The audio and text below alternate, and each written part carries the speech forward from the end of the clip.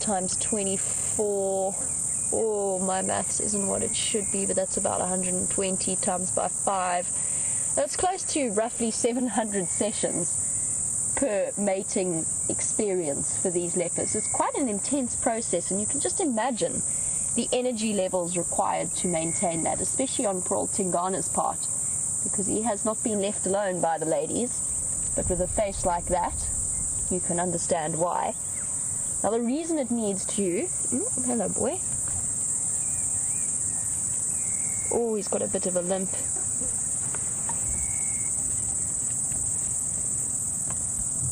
You're basically on top of the car there. Where are you going? I wonder if he's going to the buffalo. Or just desperately trying to escape.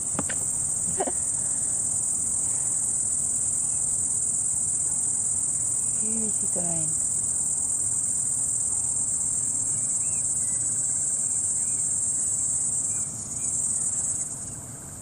Now, she's not going to let him get too far away. I think he might just be moving to find a different place to settle down. Oh, he was just moving to go and find a place to defecate. We must return here at some point with a vial, so we can collect that particular sample, since we do know. There goes Karula.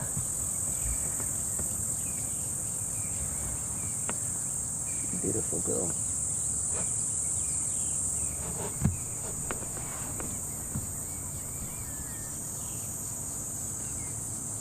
I wonder where they're off to. They seem to be heading in the direction of that buffalo kill, but they could also be going to Red Dam for water. And at the same time, not only does Tingana have to maintain the standards set by the ladies, but he also needs to mark his territory. Can't get too lax on that. Right, let's go. Get him to stay with them.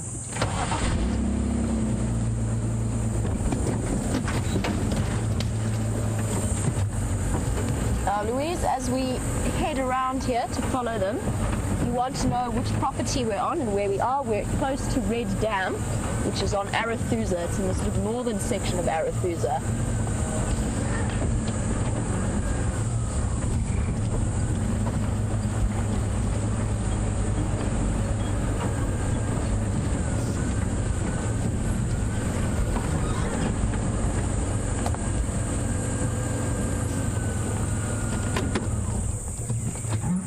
I mentioned that I saw Tingana limping. This is Karula. She's following behind him.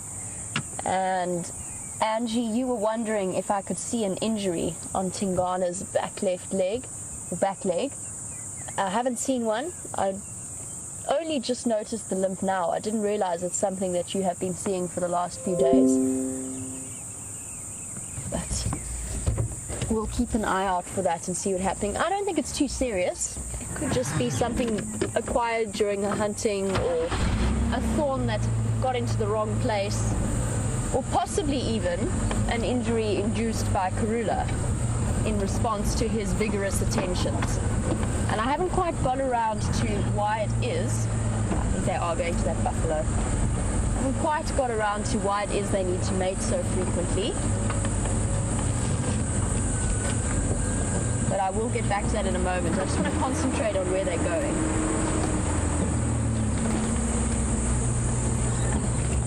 They're going to the dam. All right, let's go this way. Sorry, Liam. We're repositioning. They're going to go have a drink.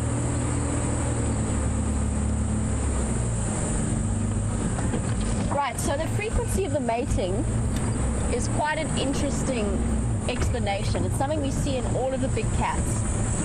And it's sort of nature's way of making sure that the actual fertilization happen when the best male for the job is on the case. And I'll explain what I mean in a moment. But essentially the female does not properly ovulate, although she's in estrus, until she's had a couple of days worth of stimulation from that spiny penis.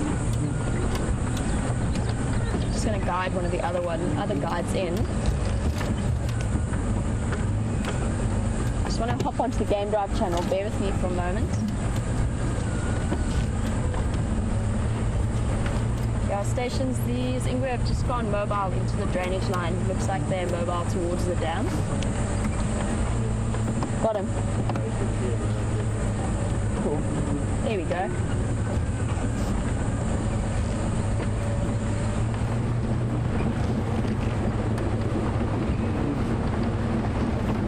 Stopping to have a quick drink.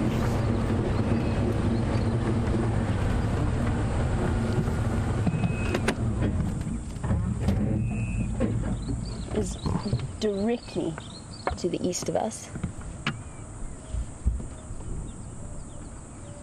There we go, Karula drinking on the right, Tingana making his way slowly with that limp.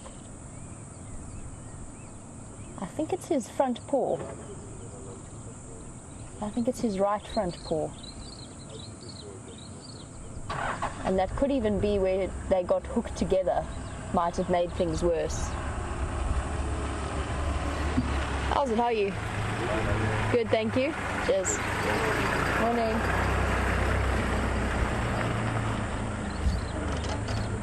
Yeah, he's definitely limping a little bit. It's his right front. It is his right front.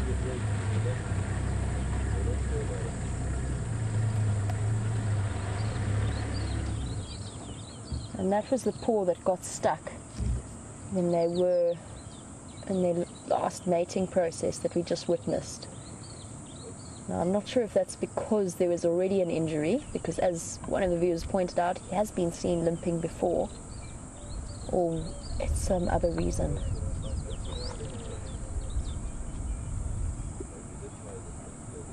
Happy boy. Shame, you're looking a little bit exhausted.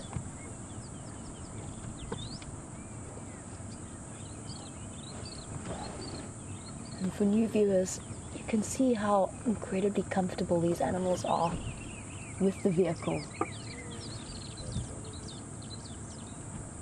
He is less than 2 meters from us, and he chose to come to us. You can see there's not much in the way of affection. It's not as though they're drinking together and staying glued together. And there's that iconic leopard tail.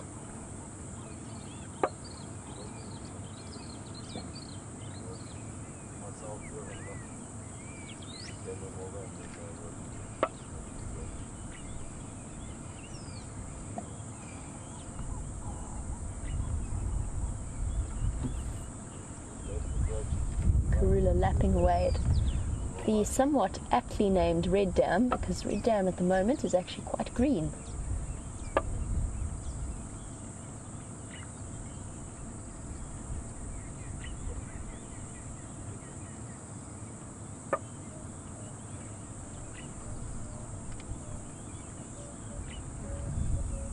I'm not going to reposition at the moment because he is so close to my wheel that I really don't want to disturb him. Especially since he definitely doesn't need to be expending any more energy. I was talking about the process of mating and why it has to happen so frequently. Oh, he's gorgeous. And I might be imagining it, but he almost has a slightly exhausted look in his eye. So that whole process has evolved so that the females can mate with multiple males, and they delay ovulating ever so slightly so that by the time they're mating with the final male, he's the one with the strongest genes to pass on.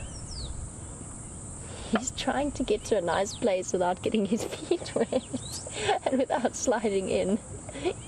He doesn't want to go too much into the mud.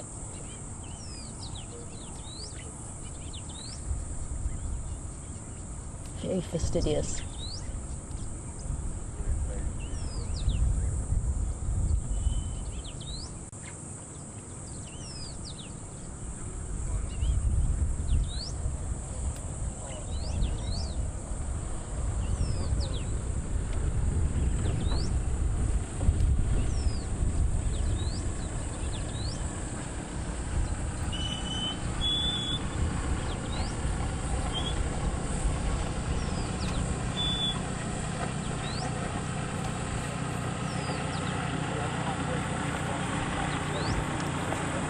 Morning.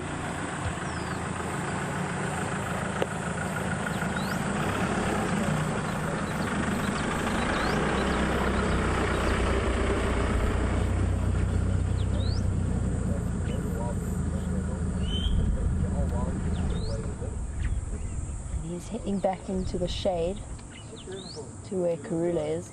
It's actually it is quite a limp. He's not putting much weight. That definitely didn't come from that mating session where his claw got stuck. He's very much favouring that leg. He doesn't even want to put weight on it.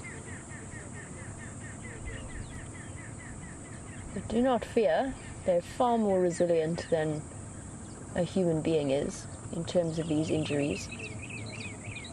I've seen lionesses survive and heal from broken legs that touched the ground and flopped under their weight. So a little injury like this, whatever it is, whether it's a sprained tendon or a sore claw or maybe a thorn, will definitely heal.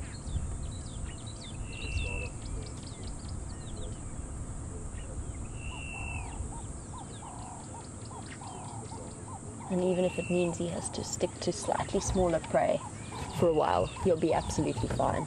And luckily he's got the company of a lady to tend to him, or at the very least to keep him distracted.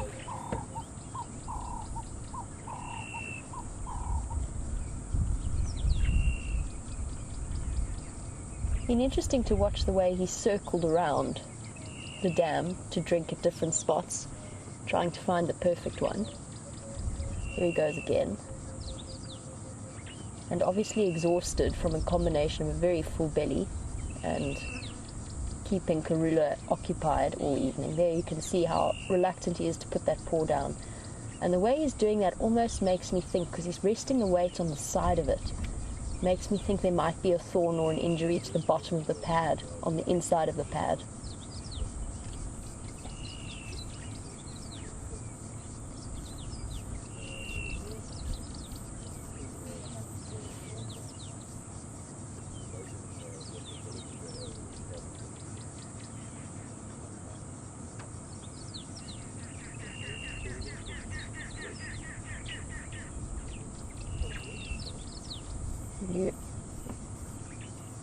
I absolutely do not think there is a creature, at least in this African bush, that is as iconically beautiful as the leopard. There is something so incredible about them. And Tingana is positively awe-inspiring. That dewlap of his on the front of his neck, massively powerful neck muscles. And he would be easily capable of dragging 60 to 70 to 80 kilograms of meat up into a tree by his mouth and by his claws alone. How incredible is that?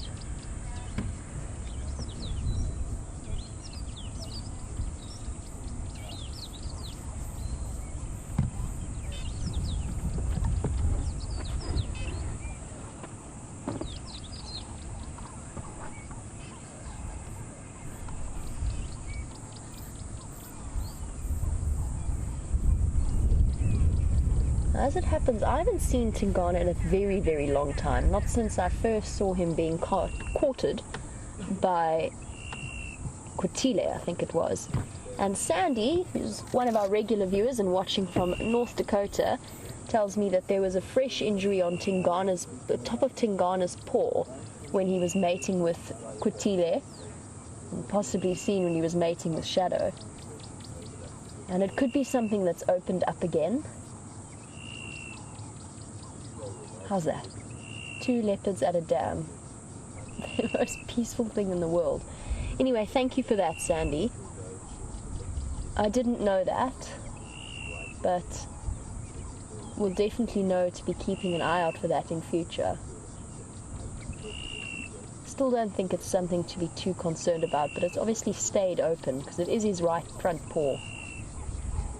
Be interesting to see if anybody's ever done studies as to whether leopards have a dominant paw that they use more frequently. They must do,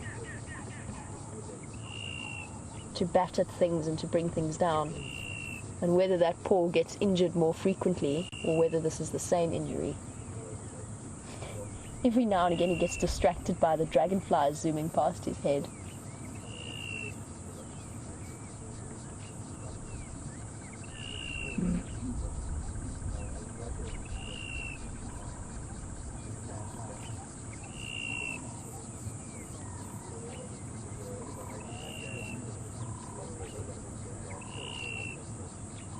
Tail twitching away.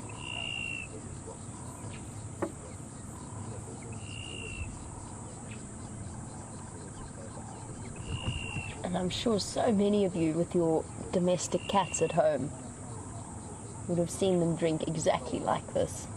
There's just a subtle difference in size. Leopards are not as water dependent as other animals, but if there is water available, then they will drink regularly if they can. Particularly in an area like this one where there's almost always water available. What's up, boy? They're definitely slowing down. I'm not sure if that's because they wanted to stop and have a drink, but she hasn't attempted any seduction of him in the last 20 minutes.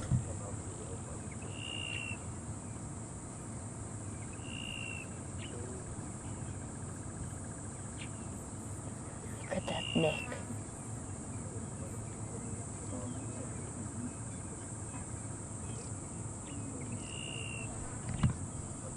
I can't see. Maybe it is a little bit swollen. Oh, beautiful.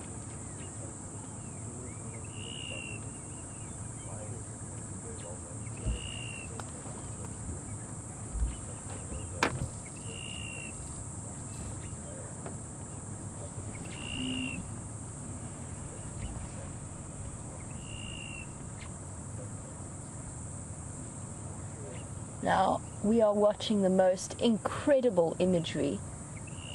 We really are spoilt in what we see, and I know that lots and lots of you have been taking the most beautiful screen grabs of what you're seeing on your screens.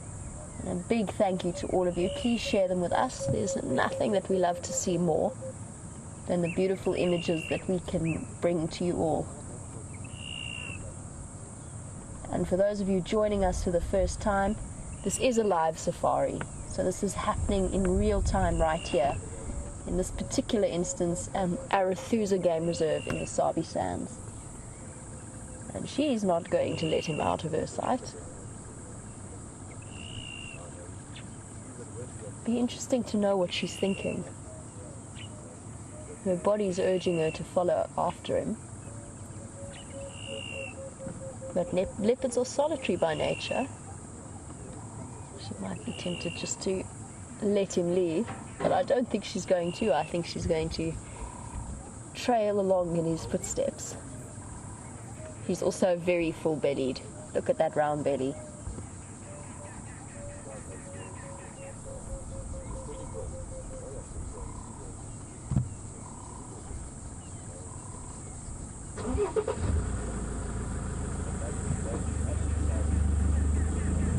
Sometimes I get so distracted by how breathtakingly live they are that I actually forget that I'm talking to you all and sharing this with everybody. Just look at that. Now I am going to let the other vehicles move slightly ahead of me just because we have spent the most time with them and they're waiting to see a mating session. But we'll stick with them as well. Never fear, we will stay with him. We just have to show, sorry Viam, a little bit of courtesy to the other vehicles.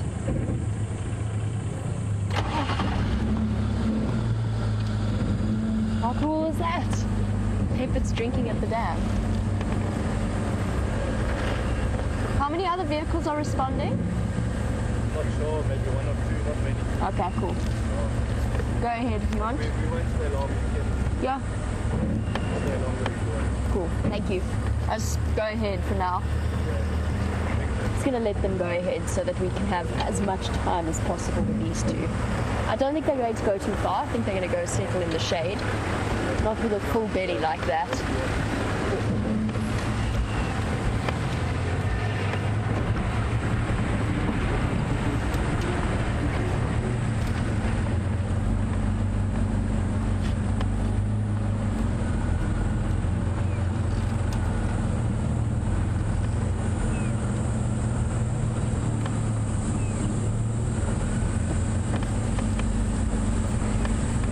It seems as though Phil, you've been paying attention not only to the glorious imagery of what we're seeing, but also to the fact that there are birds calling. And you were wondering about the constant trill of the bird in the background. I have to be honest, I wasn't paying as close attention as I should be. But the answer is probably a crested barbet. They're the ones that have that very distinctive trill sound. Is also a Sterling's wren warbler calling. We still got her? There we go. We're not going to have the best image for now, the best view for now. There, she's initiating.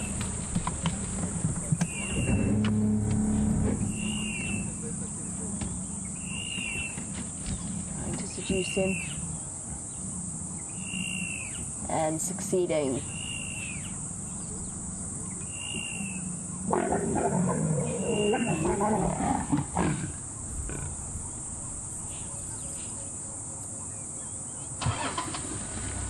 Okay, so it was once every 10 minutes, it's now once every 20 minutes, but that could have been because of the distraction of going to go and have a drink. And do not fear, we will get plenty of opportunities to view them, because it sounds as though from just chatting to one of the Simbabili guides, we will pretty much have the sighting to ourselves fairly soon.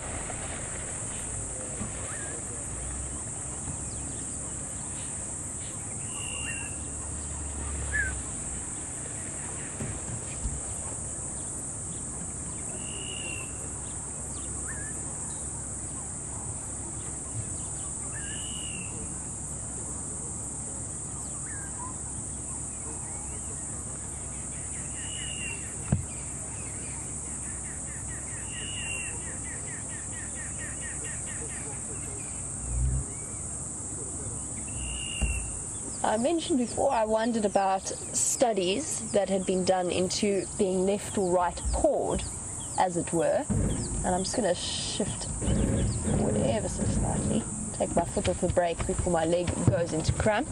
Now, JJ Mo sent through some really interesting information. So, not much out there in terms of big cats being left or right pawed, but there is interesting studies into domestic cats. And now I just have to try and remember which way around this was. There was 40% being left pawed, 50% right pawed, and 10% ambidextrous. So we could possibly suppose that although the numbers might not be exactly the same, there might be an even split. There might be something really similar. Oh, there's an elephant. Hello. Hello, elephant. You were a surprise. Well spotted, Liam. Oh, this could be very interesting. Now, elephants chase leopards. They do. This one has smelt them. It might have been the elephant I heard earlier. I did hear one call. And he is going to go directly down into that drainage line. Oh boy. Sorry, he is right behind us, so I'm going to split my attention between leopards, you guys, and the elephant. The leopards are just there. We're probably about 30 meters away. What are you planning, mister? Don't chase my leopards away, please. Hey, boy. Hey, boy. Where are you going? What you going to do? Oh, okay. He smelt them, but I don't think he knows exactly where they are.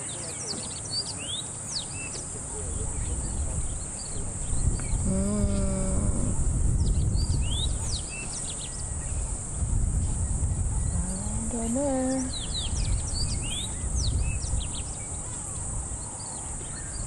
Now for the leopards, he doesn't pose any kind of serious threat.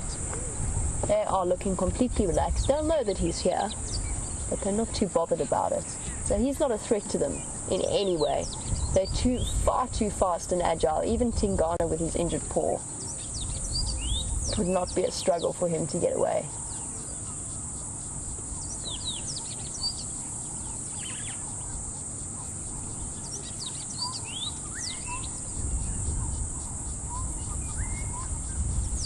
Here we go. Where are you going, boy?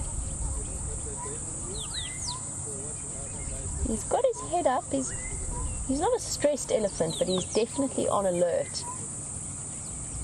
He's obviously smelt them, and he's smelt the buffalo carcass. He's going straight down the road towards the other vehicles, not towards the leopards. And I think he's going to disappear. He's not going to go in there and chase them. Which is good news for us, because their response would just be to go straight into a thick bush and not come out. Unless they decided to climb a tree.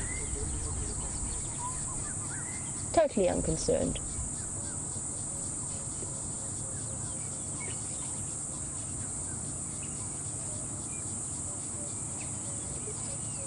Okay, let me try and shuffle forward, and I don't think the view is going to be better from further ahead because there are two vehicles there, but I can shuffle forward and try and see.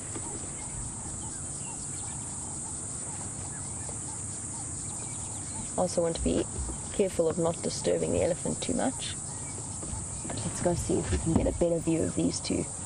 They're relaxed for now. It's probably going to be another few minutes until they continue with their occupation.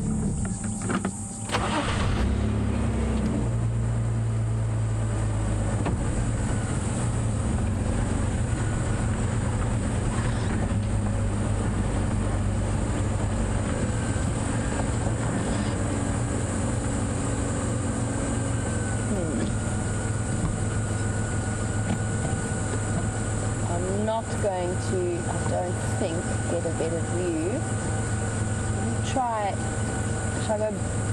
Do we want to see Karula? Let's look at Karula. We've spent quite a bit of time with Tingana. So let me see if I can get Karula into a better place. Not really. She's a bit sort of hidden. We might just have to wait our turn to get into the best spot. Sorry, I've got to take my little break. Forgot to do that.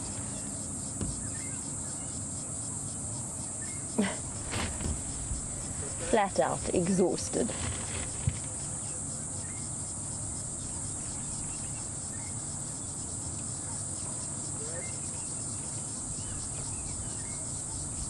And I don't think they're going to be up to too much over the next few moments. Next few minutes they're going to be quite happily resting in the shade there.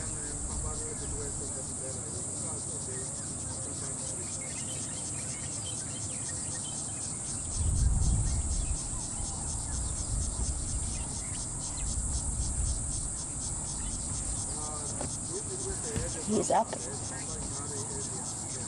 go forward.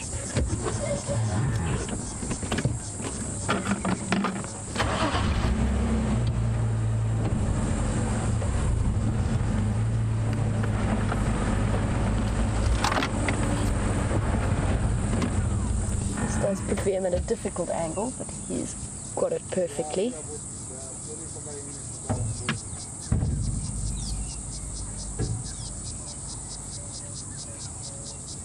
Moving off further into the drainage line.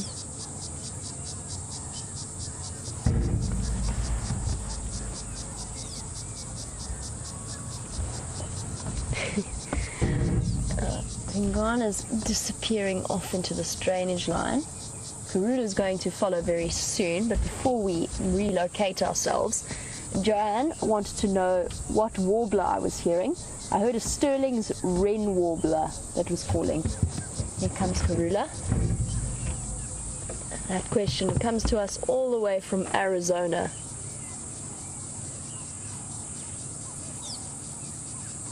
Ooh, it's a very thick drainage line they're going into. Look at her face. just following behind at a comfortable distance.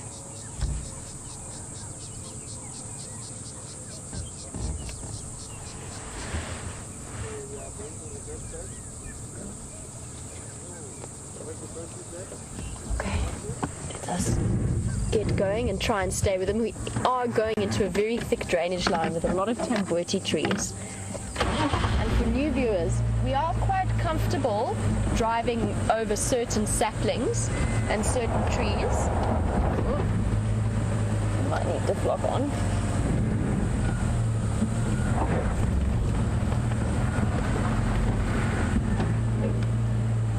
But tambutis are one of the ones to be avoided. They are ecologically very important, and they're always around these drainage lines in quite thick clumps, and they play a vital role in stopping serious soil erosion.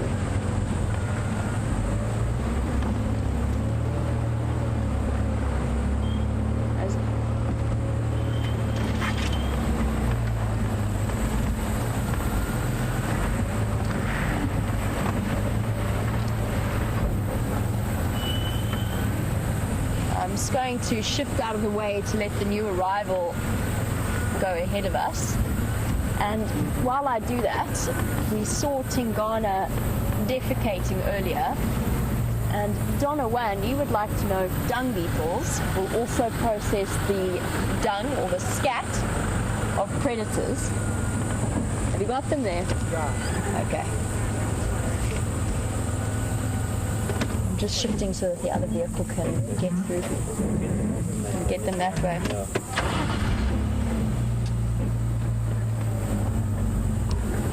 Oh. You gone, you out. Shop. Cheers.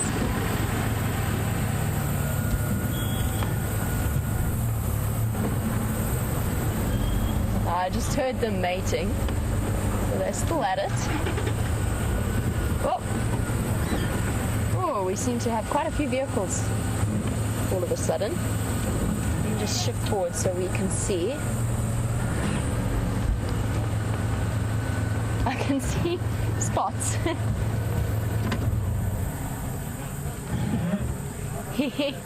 We're just going to let the other vehicles go through and also have a moment with them.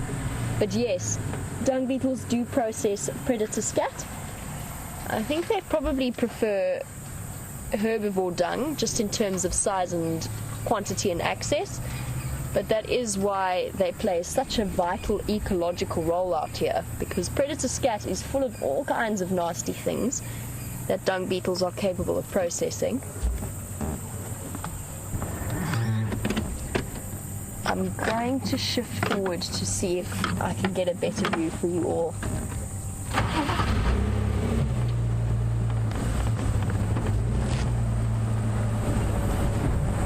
But as I said, we've got to do it very carefully.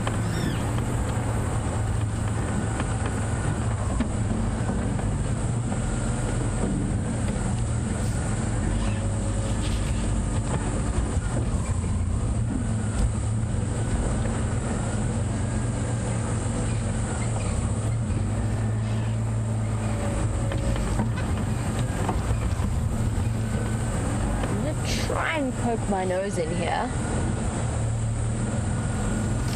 Can see them, but it's thick in here. We can do it though, hey Vian.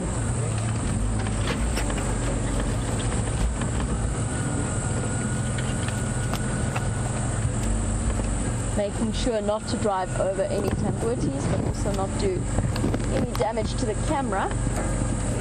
Got it? Well done, Vian.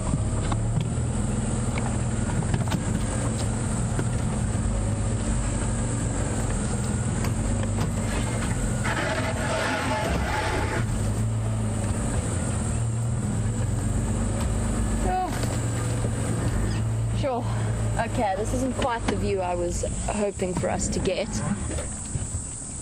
We can see a little bit of her face. And I'll just deal with one more question before I try and reposition. So Ashley, you were wondering, do leopards mate with other big cats or only leopards? And the answer is they can interbreed with other cats of the Panthera genre, but it doesn't happen in the wild. You don't really get hybrids as far as I know. If you do, it's an incredible fluke. And in terms of males killing cubs, yes, they will kill cubs of females that they don't think they've mated with and therefore are not the father of. So it does happen. In fact, probably 50% of all leopard cubs that are killed in their first year of life will be killed by a male leopard who is not their father or hasn't been mating with their mother. Now this is as good a view as we're going to get, and unfortunately we're also blocking the view of another safari vehicle. So for now, let's head across to James, who has found an elephant herd to show you. So let's head across to him for now, and I'll be back with you a little bit later. Well, eventually, Chandra and I managed to find a herd of elephants. Very lovely to see them here. We did have tracks of Mvula, but we've yet to come up with them, but that doesn't really matter, given that you've been watching a magnificent scene of Karula with her consort, Tingana. We've just come across these fellows, and they're eating gently through the woodland. I must say the temperature has gone from pretty hot to volcanic.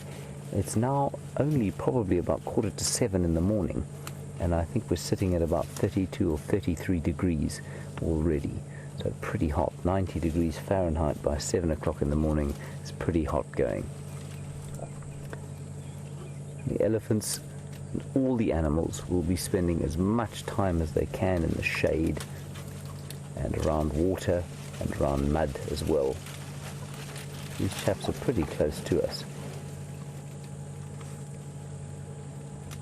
Probably only about, I'd say 10 meters or so, 30 feet.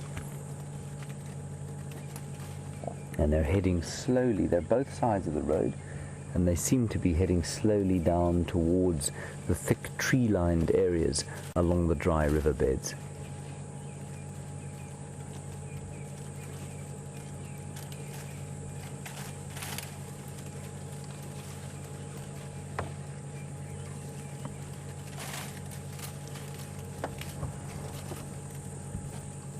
There's an injury on the trunk that you're looking at now, a pink patch or a blister. I can't see it on the very tip. Henri, can we have a look at the very tip?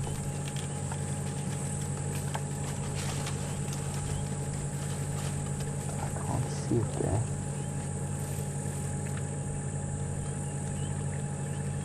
Do you see anything, Jean-Bert? We'll keep looking there.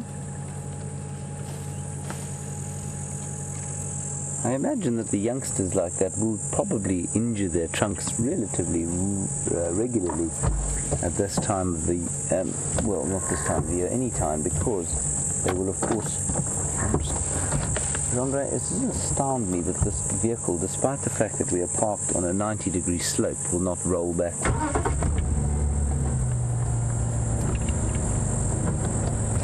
Oh, a big vicious elephant. Hello.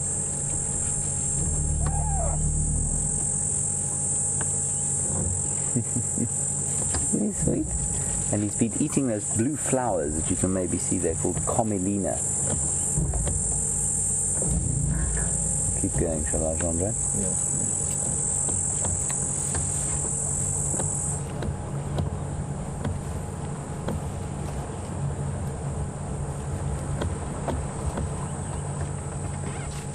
So I'm sure you've all experienced that feeling of, a really hot summer's day and the kind of atmosphere that it just listening, sorry. The kind of atmosphere that it creates, and there is definitely a feeling that the insects are thoroughly enjoying the heat. There's a huge number of cicadas out, but the rest of the mammals are all heading for the deep shade early on, and there's a sense of a real kind of not oppression, but that kind of feeling where the energy levels are just sapped by the amount of heat that there is. And it's a lovely, well, it's an interesting feeling, especially around about this time of year when the expectation for rain is so huge. This is the mother of that youngster. Still struggling a little bit with her conditioning. You can see she's got her hips sticking out and her shoulders also sticking out a bit. And I think that they will be looking forward to the time when they can eat some more grass. She's just picking at a relatively decent sized grass stalk. The grass is where they're going to get the majority of their nutrition at this time of year, and they'll be looking forward to that.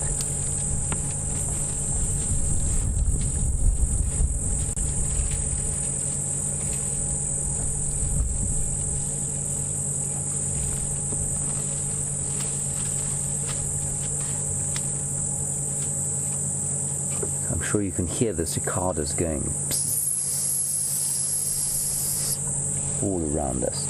The odd ring-necked dove, and like I said, the dawn chorus has been so much quieter this morning.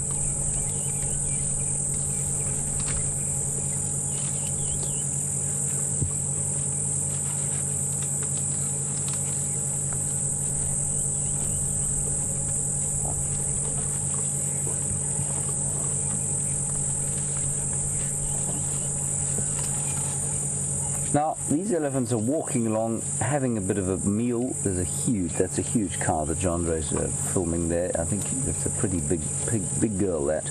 And Deb, you want to know if they always walk and eat, or if sometimes they just go towards a certain area, or perhaps they stop and feed in certain areas. Deb, what they generally tend to do, I'm going to try and ease back a bit. What they generally do is, yes, they do walk and eat, but when they decide that they're going to water, when it's time for a drink, they stop eating and they absolutely just go straight for the water, and they don't stop to eat anymore. And that normally happens, the matriarch gives a command, and then they just head off straight to the water and they don't stop to eat anymore. And then sometimes, especially if there's a food source like marula fruits nearby, this little elephant is now only about 3 meters from us. He's right behind the bush. There he is. Right here. So Deb, if they're eating marula fruits or something like that around a fruiting tree, they won't move. They'll stop in one place for quite a while. Now he's playing with us as well. He's enjoying just kind of the entertainment of a day that's normally spent having to stuff his face with as much vegetation as he possibly can, which I think must be a fairly tiring exercise.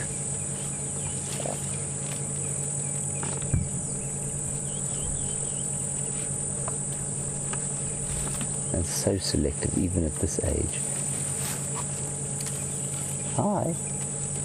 Hi, little chap. So sweet.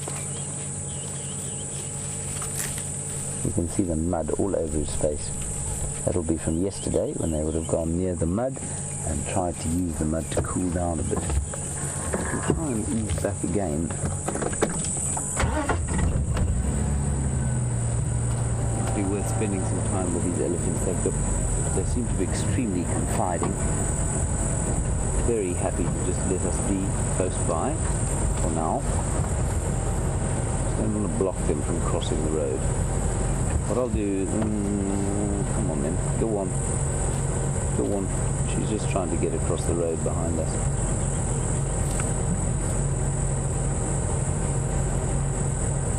I'll quickly get behind, in between them, so that they'll walk past us in the front.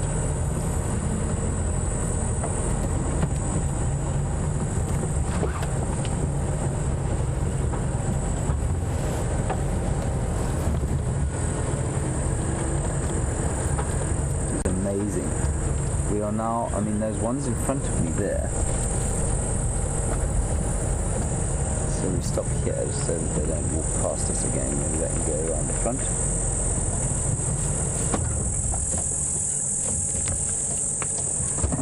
And they're right so close by here, only about 3 meters away. What? Oh, sorry. Well, let's go across the leopards. They're apparently about to get a. Well, never mind.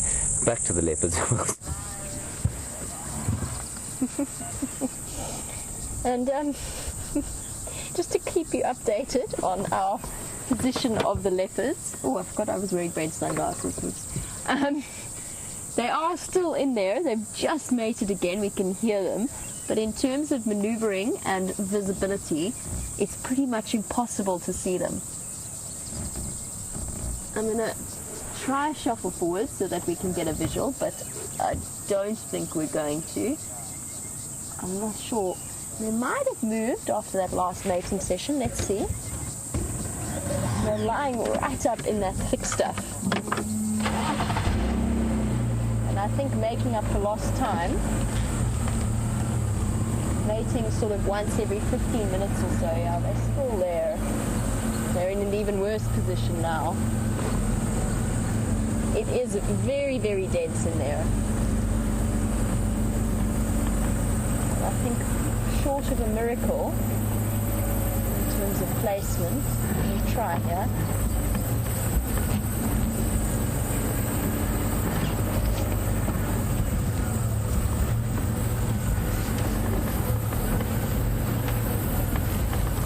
Hello, bush.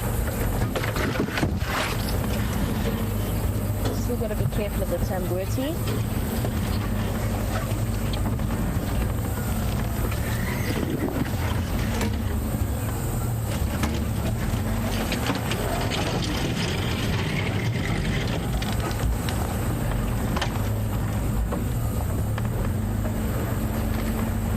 I don't even know where they've gone. Can you see them? Have they moved? Yeah. Okay, let's try reposition. Sorry, watch out. Watch it.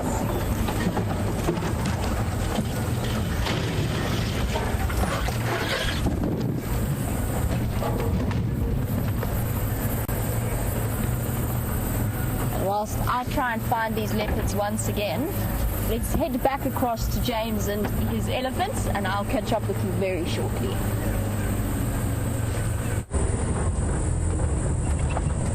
We're just turning round, everybody. Instead of reversing and reversing and reversing, better idea to turn around so that we don't keep reversing into them.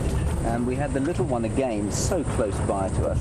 Just wonderful. Sorry, there are so many trees. It's not easy to turn around here. Thankfully in a Land Rover.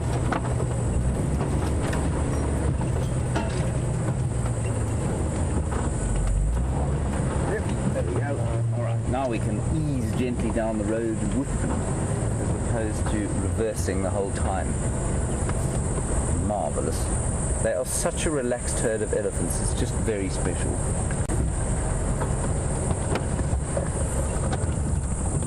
Okay, well, that cow's watching us there.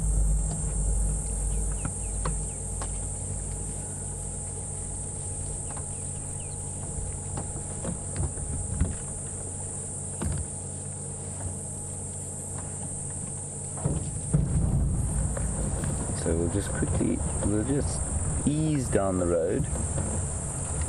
So they're very aware of us all the time, keeping an eye. And so what we want to do is maintain this level of trust where they've been able to just enjoy us and we've been able to enjoy them. The youngster's been having a bit of fun playing with us. And Jean-Andre was just mentioning while you were watching the leopards that some of them are streaming from their temporal glands. Now the one that's just walked across the road is an example of that. The temporal gland is a little gland between the eye and the ear on the same parallel line. Oh, sorry, there's more mating going on with the leopards. Let's go across to them. We'll stay with the elephants. They really don't seem to be able to get enough of each other, those leopards. See you just now.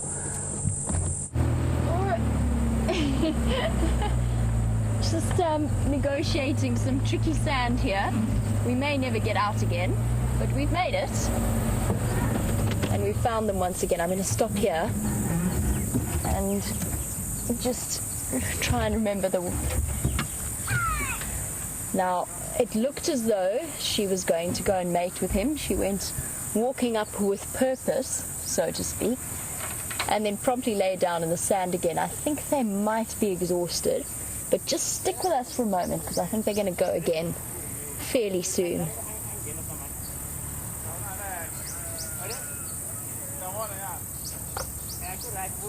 Sure. That was quite the driving experience through the sand.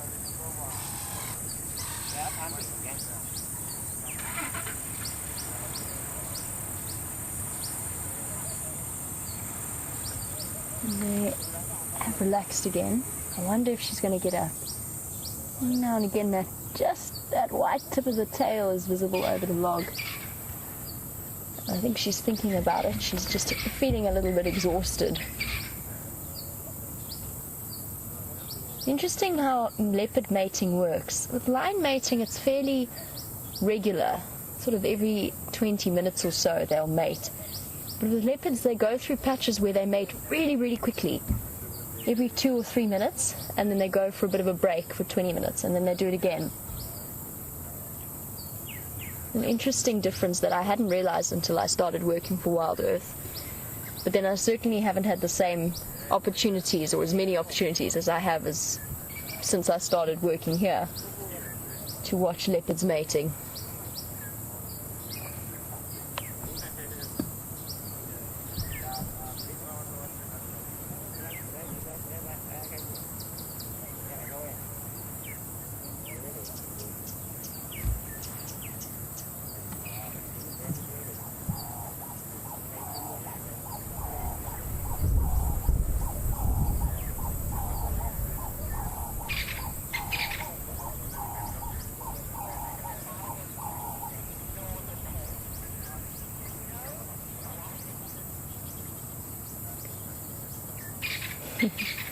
And lots of things alarm calling in response to these big leopards' presence in the drainage line.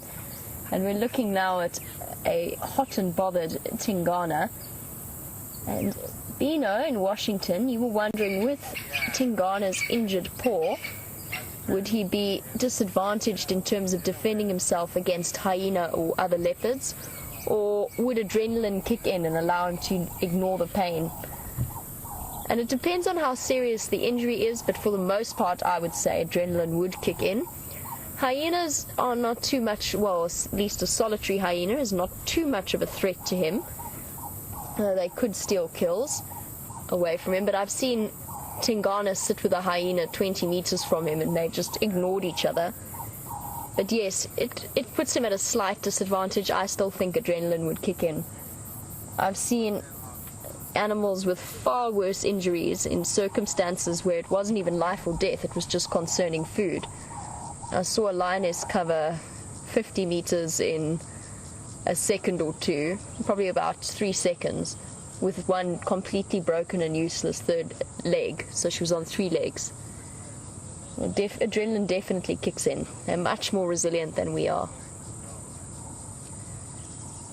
And somewhere off in the distance, a squirrel's just picked up on the fact that there are leopards and is shouting furiously.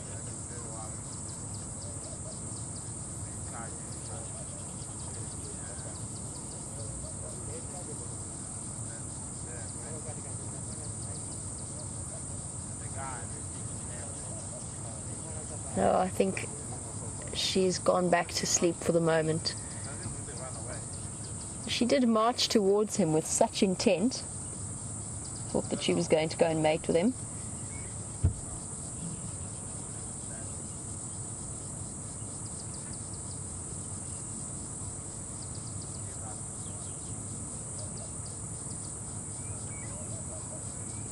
And a little bit later, if we do lose them, or if we have to leave the sighting for other vehicles, then I will pop my head back towards the area where Tingana deposited his scat, and we'll go and collect some.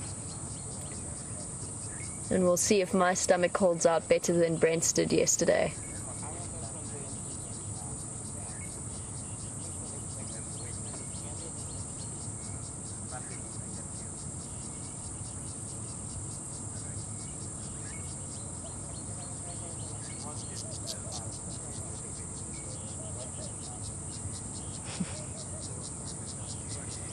He's panting not just because it's hot, and it is hot, but he's also panting because of that enormously full belly. It's essentially pushed up and pushed his diaphragm up It's an adaptation that all of these big cats have, and it allows them to essentially gorge themselves.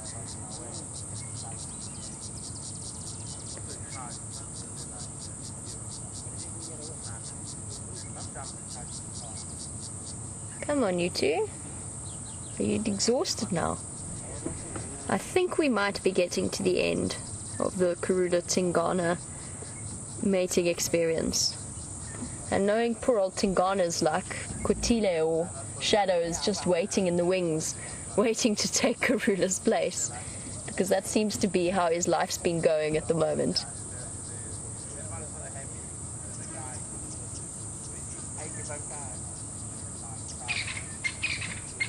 And it's such an interesting thought to think this is where I very first saw Shadow. My very first sighting of her was just on the other side of this drainage line. And now we're sitting with her mother, mating with the same leopard that she's been mating with. These leopards certainly keep things interesting.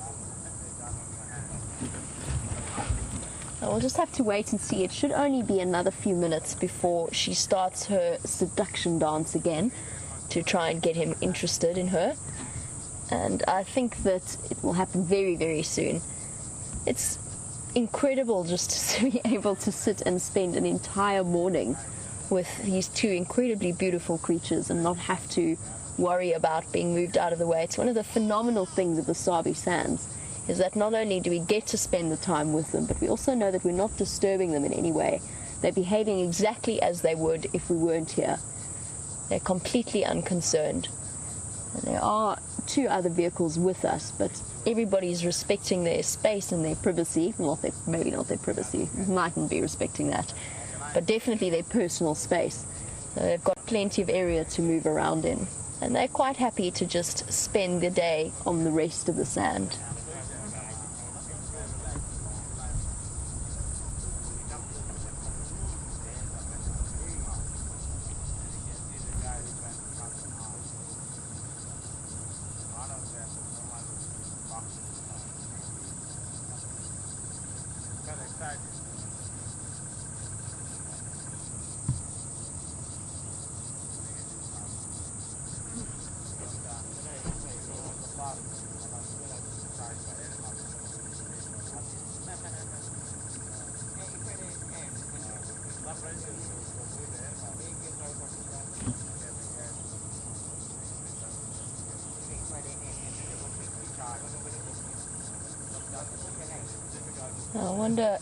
I'm still wondering about that buffalo carcass and whether or not the buffalo tripped down into the drainage line, and that could have resulted in its death. It's a very, very steep part of the drainage line.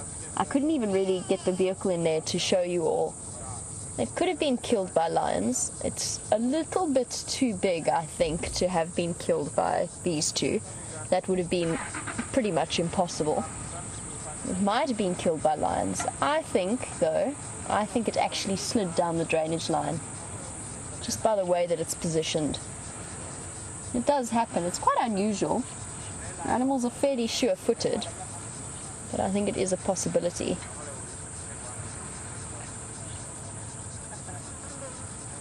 It has provided a useful snack box for these two, which is why I think they've been hanging out here for the last 2 days. They don't have to concentrate on hunting.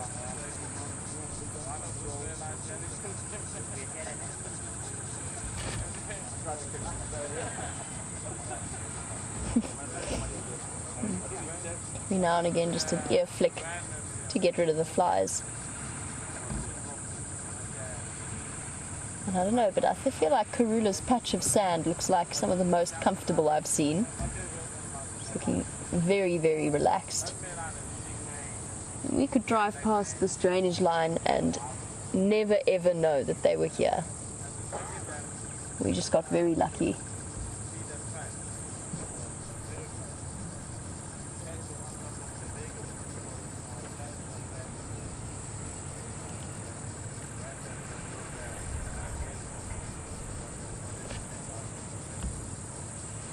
They're definitely slowing down though.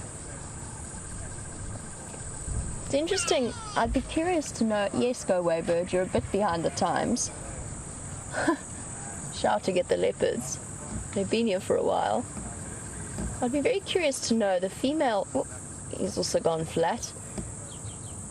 The females have that adaptation that they only come into estrus, or they only ovulate after repeated mating sessions. But I wonder for the male leopard how his sperm production can actually keep up with that, and if there's a way that they delay the release of the most viable sperm. Go away, bird, you really are a bit late. They've been here for a while. He's not visible to us. I can see him, but there's no way of him. Oh, they're coming. Oh, they're shouting at a little raptor. They're not shouting at the leopards.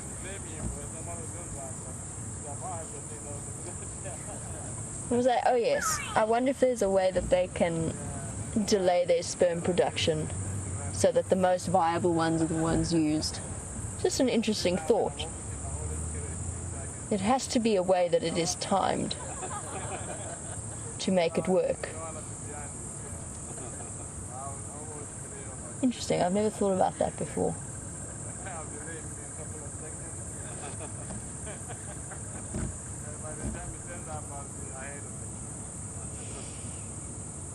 I think that these two have decided that they've got not much more to give for the moment.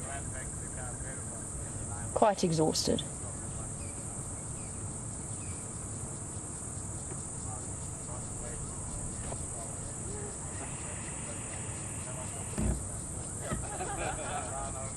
I'm sitting tucked away in quite a steep drainage line, so you'll have to forgive me because a question has come through, but there's no way I can get the name at the moment. But one of our viewers is wondering how old the leopards are. Now, Karula, I believe, is 11 years old, and Tingana must be getting close to 10 now, is around 9, 10. So they're both older leopards. Karula has spawned many generations of offspring, shifting around in position. Oh, her head's up. Does that mean she's going to... no. But the leopardess on the left is no stranger to this process. She's produced many litters of cubs and is an incredibly successful mother. And I spoke a little bit about her daughter Shadow. Her daughter Shadow is also nearly 9 years old. So they're not young. And leopards can live in really exceptional circumstances up to the age of sort of 15, 16. But for the most part, both of these are approaching the end of their, not the end of their lives, but they're definitely reaching a senior age. And for Tingana, his time as the dominant male in the area, of which he is definitely the dominant male, is probably going to come to an end fairly soon. The Anderson male is pushing for territory in here. He's still got another 2 years or so before he starts to struggle to upkeep what he needs to do. At the moment, they are perfectly relaxed and very contented. And I think it's time to head back across to James and see what he's up to. And I will be back with you a little bit later.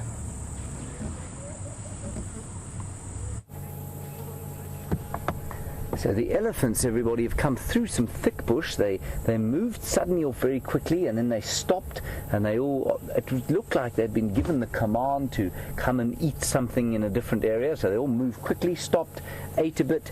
Now they've come across this drainage line, and really lovely pictures of them moving off in the direction slowly of the water at Juma Dam. Whether they'll get there or not, I'm not sure.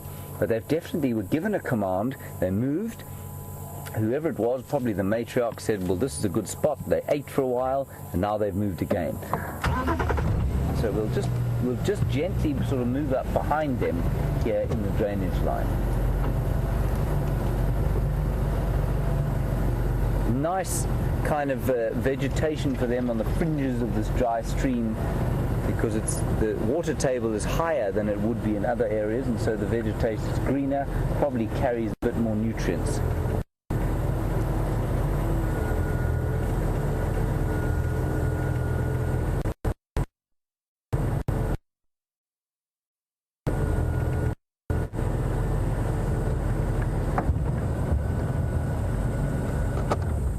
So we speak a lot about these drainage lines, and possibly a term that is unfamiliar to many new viewers.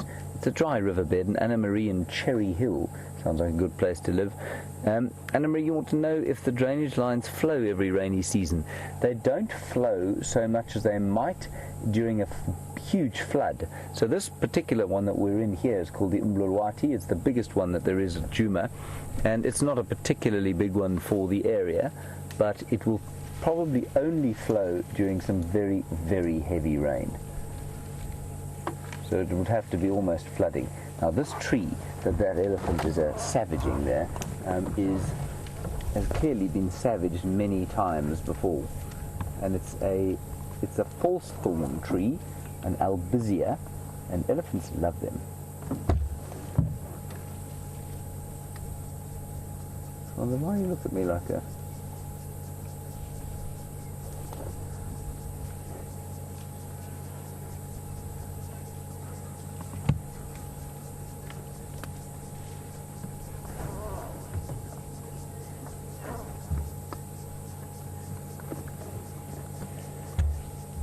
Now, I have been complaining a bit like a stuck pig about the heat this morning, and it's actually got quite nice with a bit of shade over our heads. And mobile Paddy, you want to know if I've noticed climate change here. Paddy, I don't think that it's possible to say that, no. I mean, I've only been here for 6 months. I still don't think, having been in the Lowveld for the last 15 years, I think that our human perception of what climate change is, especially in an area where the climate is so variable anyway, I think for us to start making judgments on whether we are noticing climate change or not would be premature and probably wildly speculative. So no, I wouldn't say I've noticed climate change. Has it got half a degree hotter here over the last 15 years? Has there been sort of 5 millimeters consistently less rain? I don't know. Certainly the one thing apparently that we will start to notice is a thickening of the bush, because the grasses don't cope with CO2 nearly as well as the trees do, the woody plants, and so the woody plants will get thicker as the CO2 levels in the atmosphere go up. So while that might not have to do specifically with climate change, certainly the amount of greenhouse gas in our atmosphere will make a difference to how thick the bush has got.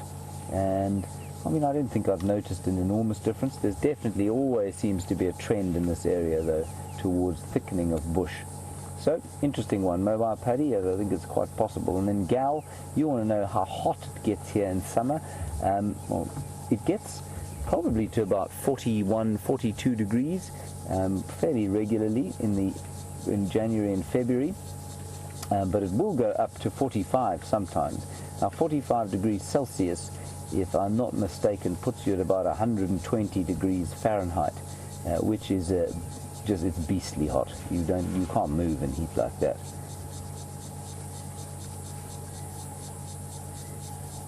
But it's not like a desert where it'll do that every day. It'll get like that for a few days in a row, and then there'll normally be a big rain storm. Little starling there, Andre.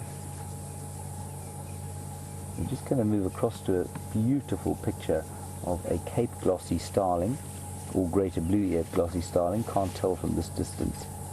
Look at that. Look at his lovely golden eye.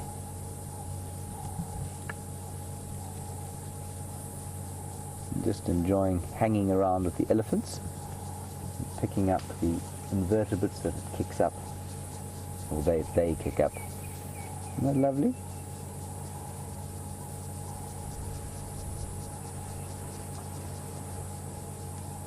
Now the elephants are melting off towards the western side of this dry riverbed, so we'll carry on up it, and I think we'll try and pick them up on the other side. Keep going. I'll drive relatively fast to get around towards them. I suppose we could just turn around, or we could do some 4x4ing up there. Let's keep going. Got to be a little bit circumspect about driving up and down the banks here. I don't think it makes a huge difference around this particular area because there isn't a lot of rain. But in the major riverbeds, you want to be quite careful about driving up and down the banks and creating possible avenues for erosion, water gullies. But there's a little exit over here, and we'll pop up onto the bank and drive back down southward.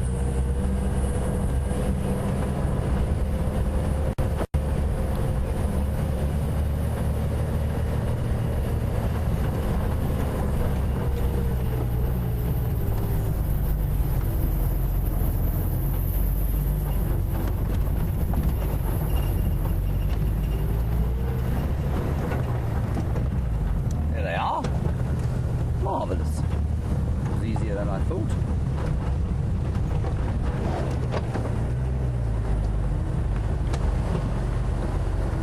I think they are making their way slowly towards Juma Dam. Maybe they'll get there by the time game drive comes to an end.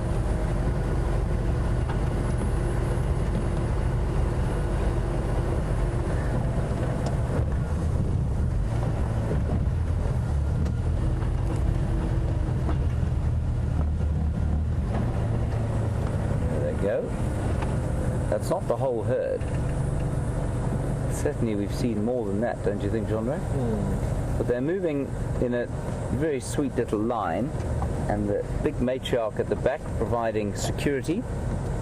We'll just go around them.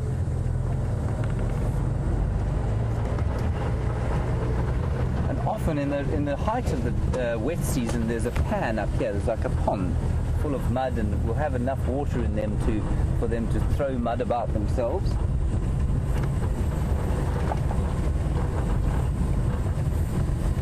Where the rest of the herd is on behind us. So we'll go towards that pan, and I think we'll wait there.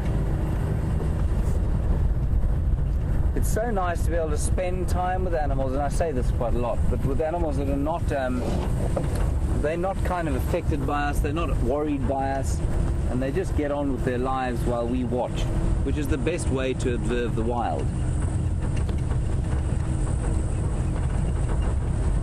What we want to try and do is avoid changing their behavior at all.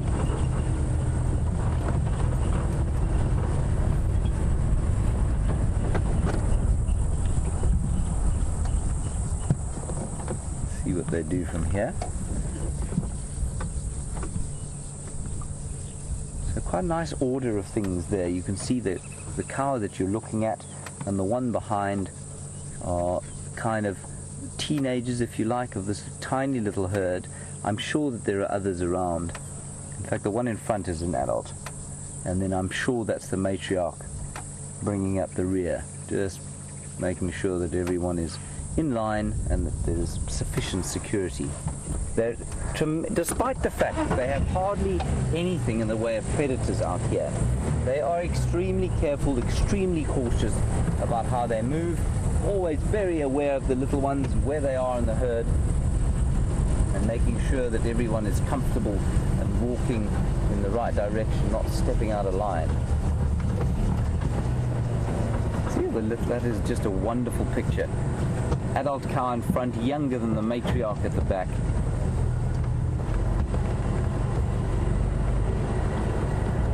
A little bit faster and just get around the front of them.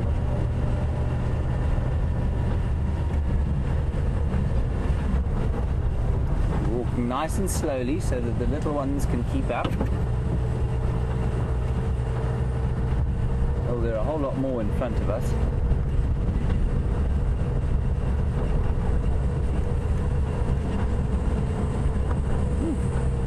I think that's the rest of the same herd, to be honest. Go around here, we'll do a U-turn. See them coming up. Here they come.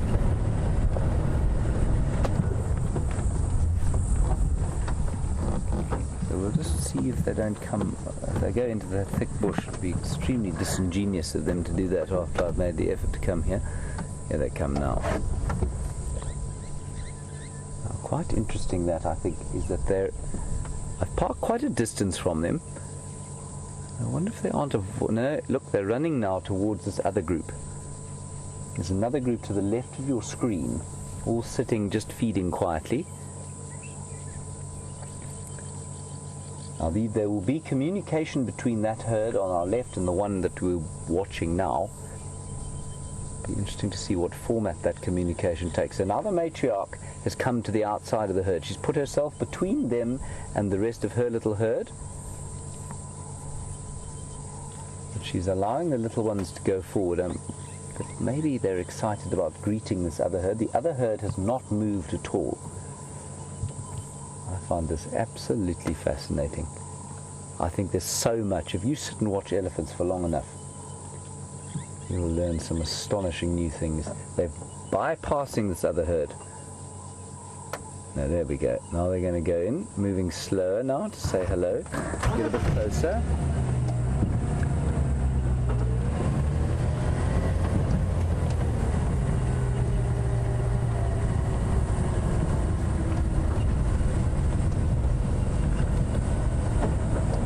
Elephants, yeah.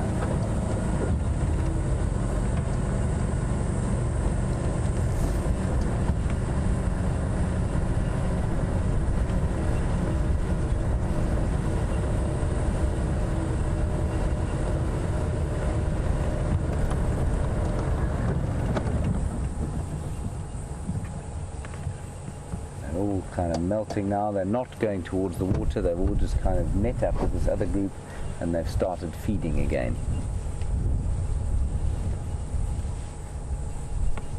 Lazily walking into the bush. We'll go a little bit forward. It is very thick in there. I don't necessarily want to go bashing through there after them.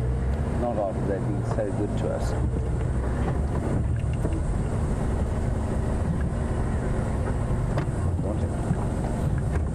Chandra has just spotted something quite interesting.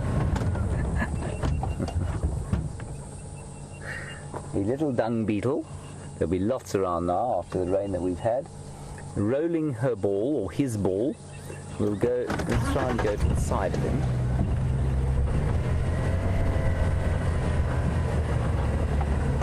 Is that far enough away? Yeah. Get in there. So now watch. You can see him pushing along, and then he'll climb up on top, orientate himself, and keep pushing. How they navigate, we think, is to do with the mites that live on their faces. And he'll be pushing that dung ball, he or she, probably a she, I think that one, that's probably the egg ball, pushing it towards a hole, and she'll dig that into a hole. There'll be an egg inside it, and then she'll buzz off and find another piece of dung and go and repeat the process ad nauseum until the end of the summer.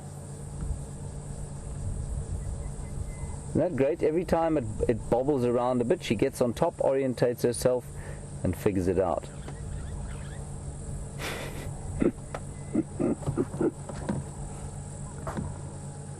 Hundreds and hundreds and hundreds of dung balls, or thousands actually, must be buried beneath the ground that we walk on every day. And that'll only be an adult dung beetle by next year. Alright, what we'll do is we'll drive back along. There's a road there. It's very thick in here, and I'm not going to go and push these elephants. They've been so good to us. So let's go around that side and see if we don't see them again. Otherwise we'll press on towards the water. I think even if we don't manage to catch them drinking, keep your eye on the Juma Dam cam for the duration of the day. I think that they will be up there eventually to have a drink.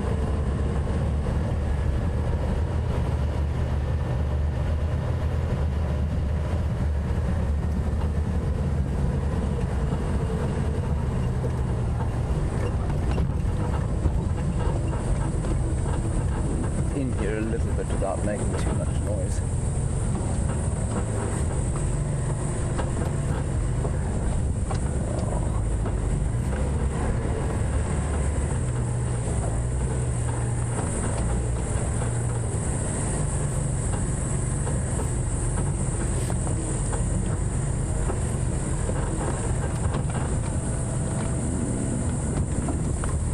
Nowhere to go. Let's just wait here for now. We've been driving over some wild sage and some ossamum herbs, so there's a lovely kind of fragrant herby smell in the air. And the Ellies are all now stationary in this thick bush. Now I wonder if this isn't a kind of meeting place to eat a bit, perhaps allow the youngsters a bit of time to rest before they move a bit further. Like I say, tremendously aware always of where the babies are, their condition, how tired they are.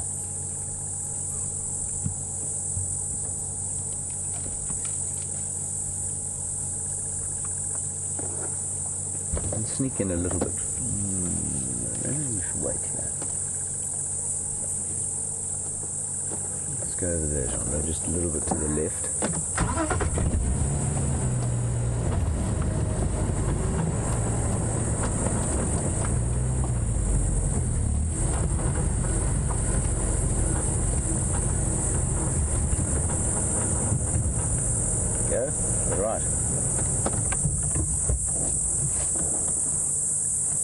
Hear the almost deafening call of the cicadas.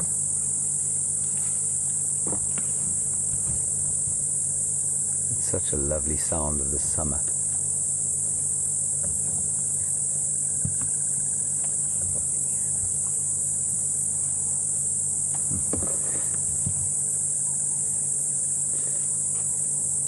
Now, as our microphones here are pretty sensitive in many ways, and they're also what we call directional microphones.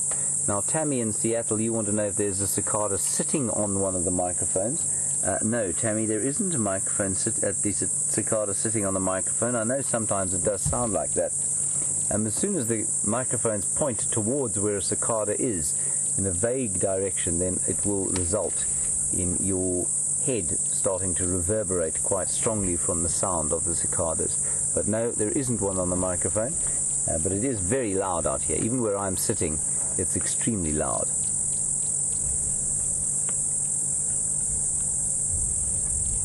She's watching us, having a bit of a smell, because the wind is blowing. It sort of switched to behind us, and now it's blowing. Sorry, switched to from my left-hand side. So pretty much in front of your screen. Switched towards her, and so she lifted her trunk, she smelt us and lifted it up again and just checked what we were. She can see us, of course, but their smells do make a big difference to them. Ooh, look at this.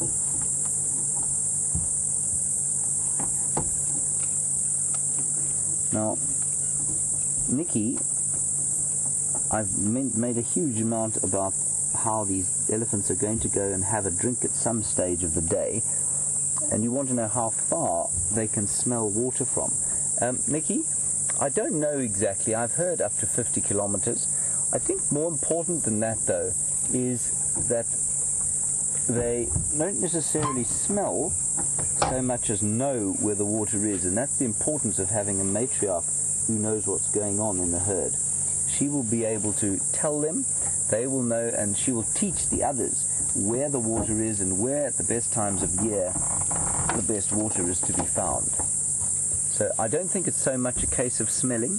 I think they can probably also follow storms, much like the wildebeest do. And I'm not sure that we know whether they smell water at all, necessarily.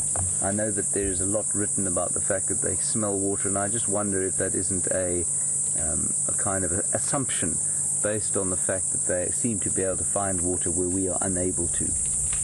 I think it's got a lot to do with the knowledge that's passed down from generation to generation in an elephant society. I think that's got a huge amount to do with it. Lots of nice shade here. I found the most gorgeous moth in the footwell. That's why there was so much noise around the vehicle, but I've now lost him. It's called a burnet. Beautiful colours. Never mind. I'm sure there will be others. They like to eat the zebrawood flowers. Yeah, you can feel a bit of a breeze coming up, which is quite nice. Cooling down the air.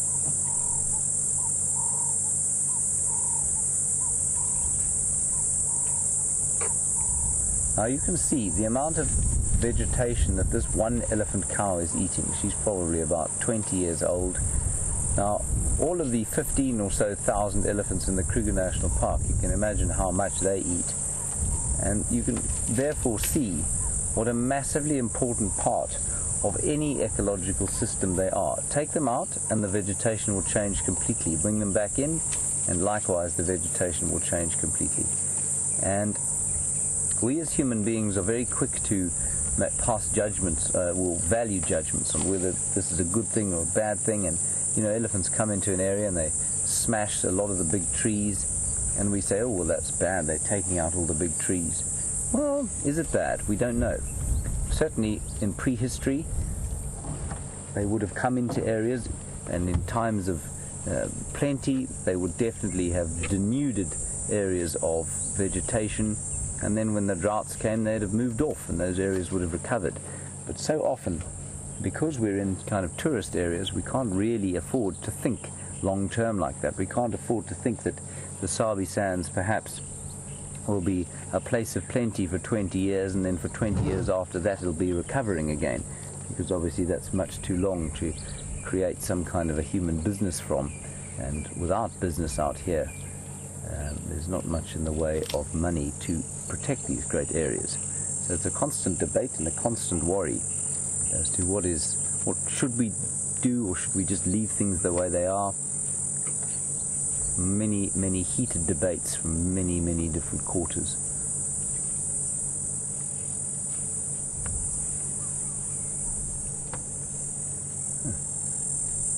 Now this is one elephant feeding more than 15,000 in the Kruger Park at the moment.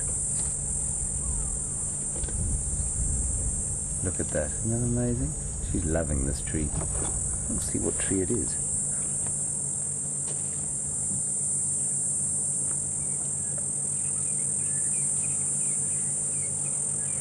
It looks like a spike-thorn tree, and I didn't think that they spent a great deal of time eating them, but she's certainly devouring this one. There is some zebra wood in there, which would explain the burnet moth. But she's eating some spike-thorn. Some gymnosporia. You wouldn't like gymnosporia for breakfast, would you, Jean-Jacques? Rather. No, not delicious. And just like I say, so confiding, so completely happy to have us sitting next to her, which is wonderful.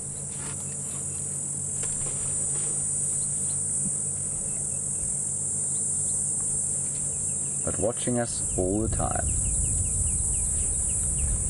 keeping a beady eye to make sure that we aren't about to create some sort of consternation for her or her little one.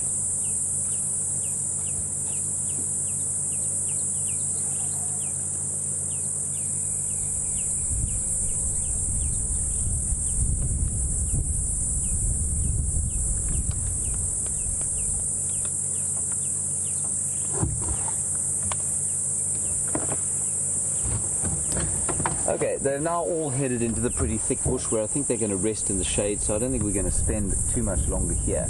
But just before we leave, Jeffrey in Texas, a nice question. When a bull comes along to mate with one of the females and she's an estrus, what kind of control does the matriarch have over how the bull mates or who he mates with? None is the answer.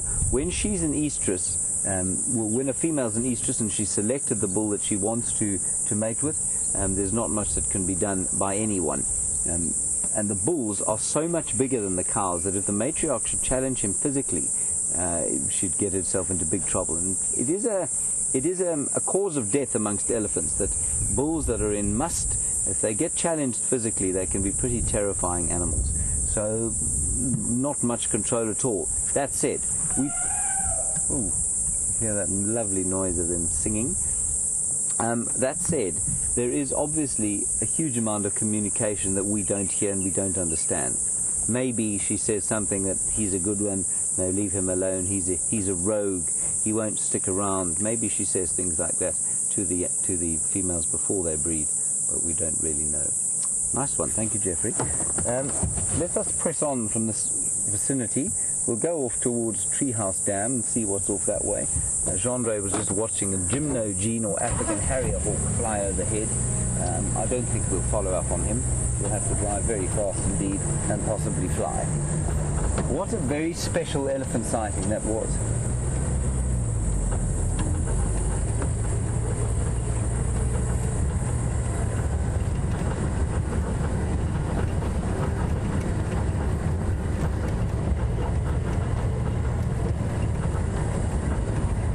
Now, in the United States, you have various species of cicadas, some of which only come out of the earth after 17 years in their instar or immature state. I didn't know, Anna-Marie, that they only came out every 13 or 17 years. I sort of assumed that you had some like we have here that will come out every year. There are a few here that come out, I think, after 7 years or so, but every year there will be some cicadas, and most of them spend only a year underground. So eggs will be laid at the end of this summer season. They'll spend a year underground and pop out again next year. So that's quite common. There are one or two that spend a few years underground here, but there'll always be the noise of cicadas. So we don't ever have years where there aren't any. Possibly years where there are more than others. I can seldom remember a year where they were so consistent and so numerous as they are now. I think that's quite interesting. I'm not sure why that should be. Right, let's go back to Jamie and see how her leopards are doing, and I will see you possibly at Treehouse Dam. Karula. Welcome back. As you can see, we have repositioned to get a slightly different view of these two. Oh, Karula, what are you thinking? Not much. Might get up to try and seduce him. The back of her neck is looking seriously scruffy from his attentions. Now, I do know that many of you are very keen to get close to see Tingana's paw. It's a little bit tricky in the thick sand without actually putting stress on them, so we'll wait and see if they decide to move. Although by the looks of things, I'm not sure he's going to. Ah, there's more elephants coming through. The herd from earlier. That was well timed. Hello, Ellies. Nice big herd, I think, making their way towards Red Dam. We're just on the other side of the dam wall.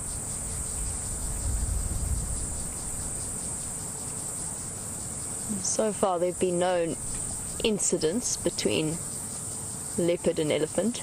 I know that you've had some very, very interesting conversations with James about the dynamics of elephant herds. Oh, this could be interesting.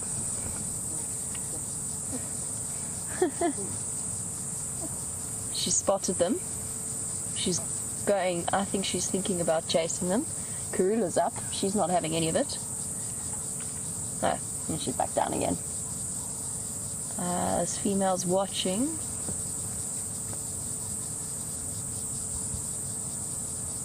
Yeah. A head swing.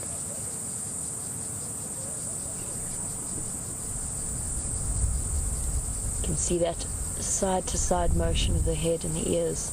She's unsettled, but I think she's going to leave it. Displacement behavior. She's feeding, but she's not really feeding. It's just a sign of discomfort. Okay. Well, she's settled now. She's decided that the leopards are not in any way a threat. And how often do you get to see mating leopards and an elephant herd in one screenshot? It's been quite the exciting morning. I mentioned earlier, but for viewers who are tuning in a little bit later, it's definitely not unheard of for elephants to chase leopards, and I'm sure it's something that the viewers remember seeing happen to Karula. I've heard stories about that famous incident, so it would not be impossible for that female to go for them. But they look perfectly relaxed. They know that they can escape the elephant herd far quicker than the Ellies can move towards them.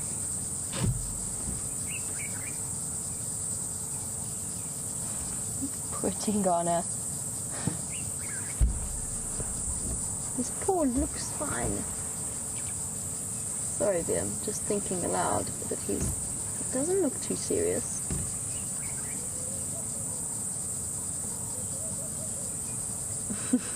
Very full bellies. And there's our beautiful Karula.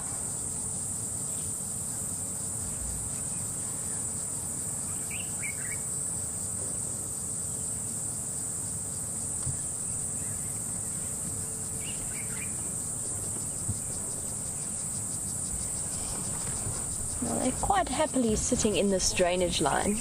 And it's not as steep as some of the drainage lines that we might see, but quite often in the middle of the heat of the day, they'll actually move out of the drainage lines if they're too steep because they need the breeze to keep them cool. But one thing you may have seen your domestic dogs or cats do is dig down into the sand to find a nice cool spot. And Laurie, you're watching all the way from Wisconsin, you were wondering if leopards or lions will do the same thing, if they will dig down to find cooler soil. And they will do. I have seen them do it. And they'll also utilize human habitation, so that pump house that we drove past, old abandoned buildings they'll often move into. And it's also something that not only leopards and lions do, but wild dogs will do, and hyenas will dig down a little bit into the sand to find the cooler levels that haven't been warmed up by the sun.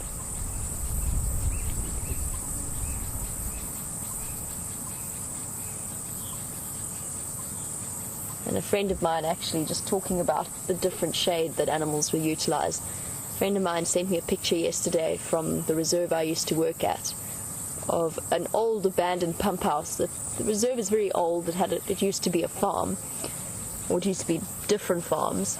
And so there's some old abandoned pump house buildings. And you can just see in the dingy depths of this brick building, there's just a lioness and her cub peeking out of the gloom. Amazing picture.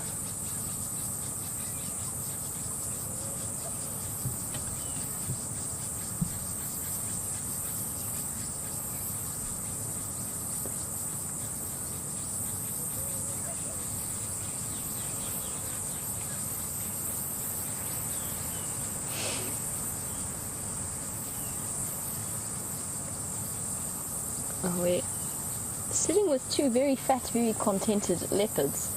And the story behind finding them is quite an interesting one, and it might explain or might answer Sherry's question a little bit clearly.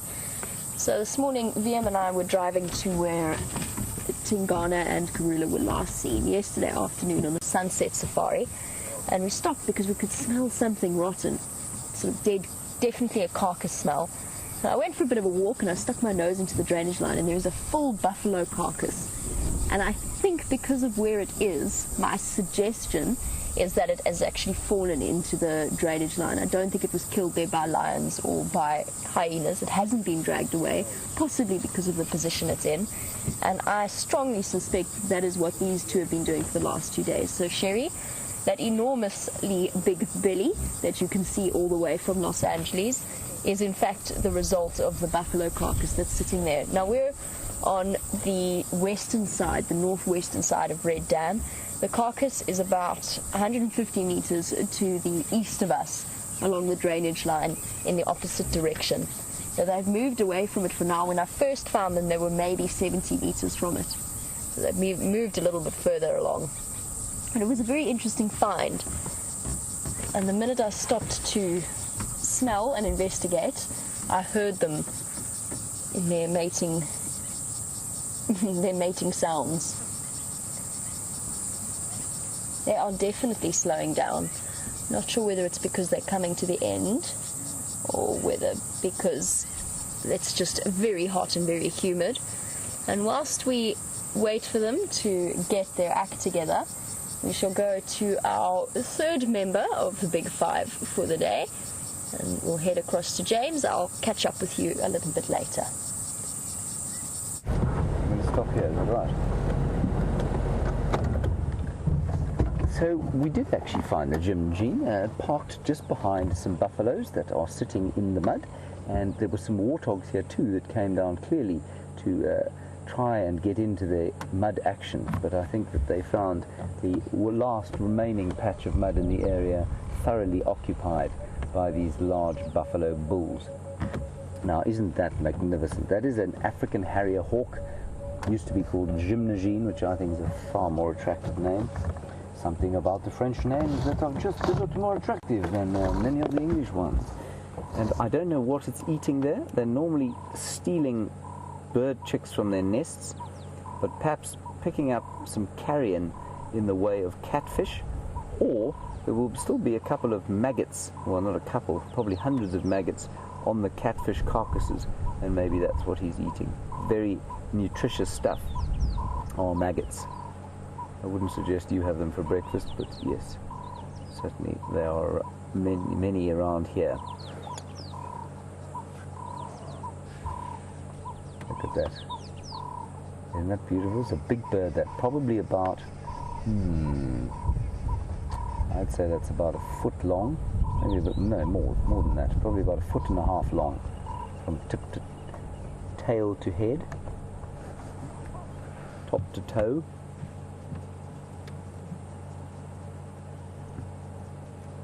Now the face of that Gymnogene is quite interesting. It's, I don't know how close in we can get.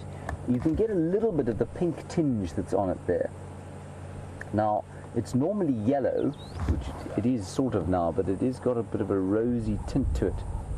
And that rosy tint is born of the fact that that Gymnogene is probably about to come into kind of mating plumage. And their faces turn red when they're mating. Now suddenly it looks very yellow again.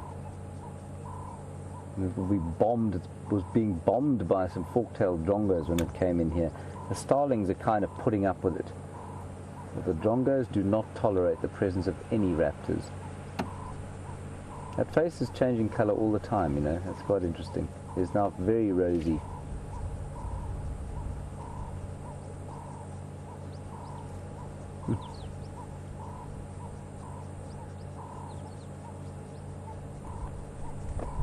Delicate legs. I don't want to go any closer, I'm afraid, because I think he will fly away.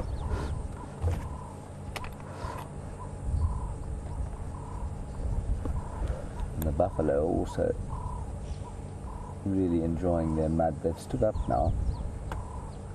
I'm not sure why. They seem to be ornithological buffalo. I think they're enjoying the presence of the Gymnogene as well. They seem to be watching it with quite a lot of interest.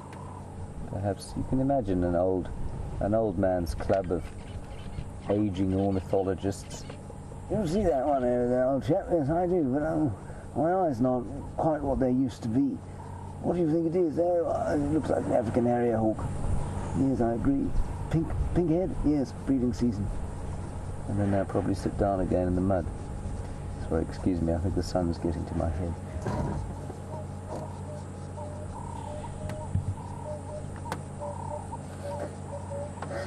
That is definitely the impression that the buffalo give me when I look at them.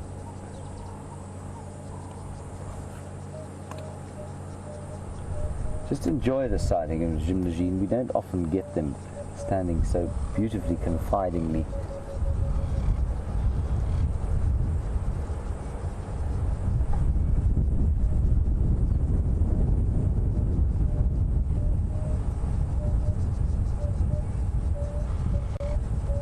Hear the call of the emerald spotted wood dove.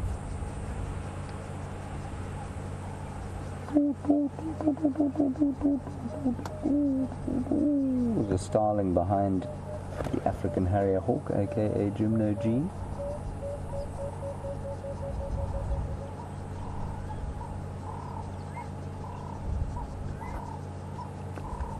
Let's just quickly have a look at the buffalo bulls, just so that everyone doesn't think I'm completely insane.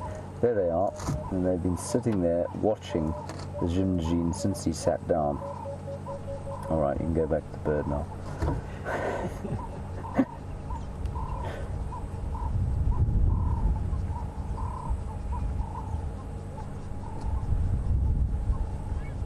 So the life of a buffalo bull, we'll just keep watching that gymnasium, is I do often so wonder what's going through their heads. There we go, flying off. There we go.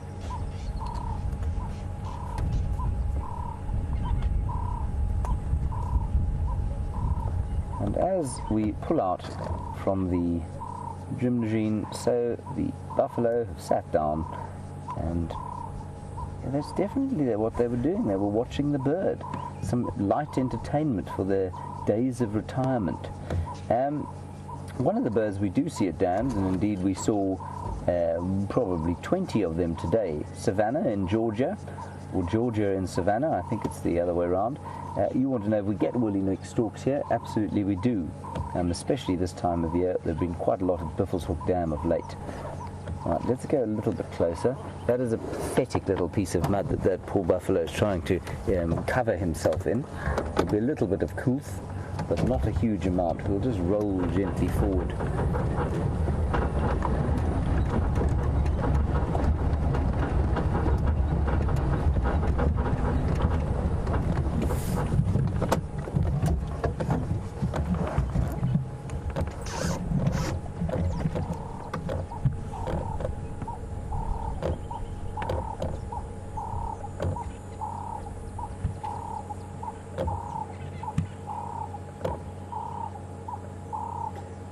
I would say a particularly stupid place to be lying, given the exposure to the November African sun, but I'm not a buffalo.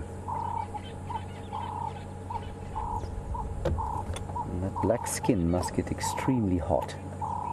Right, quickly across to the leopards, they're mating. Bye-bye.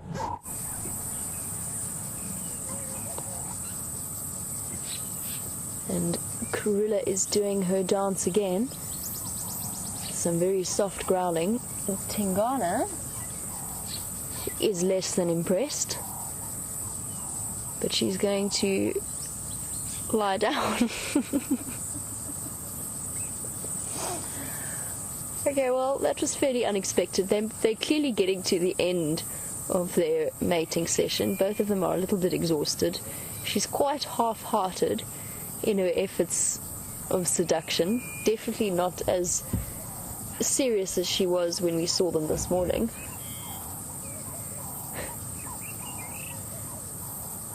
She's completely stopped again. There's still some soft growling coming from that area. I'm not sure if it's because they're in each other's space, but I think the thought of mating has obviously exhausted Tingana. He just can't face it. Well, that was definitely not how I expected that to go. She's still thinking about it. She's still rumbling. She's purring. It's very soft, very faint. I'll try and be quiet, but I don't think you'll be able to pick it up. Here she goes again.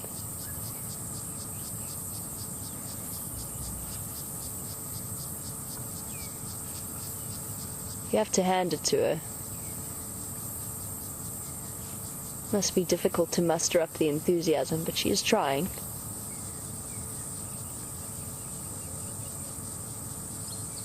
Come on, girl.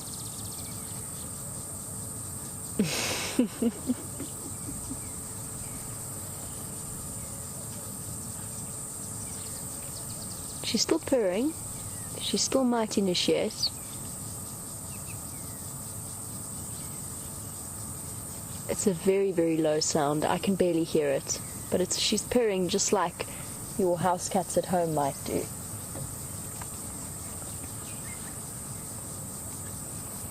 You can see she's poised between trying to convince him once again and just lying in the sand and having a break.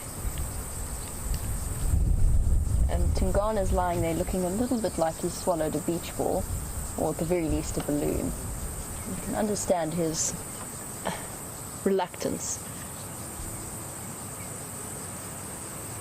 But the two of you have such good genetics, you need to get your acts together.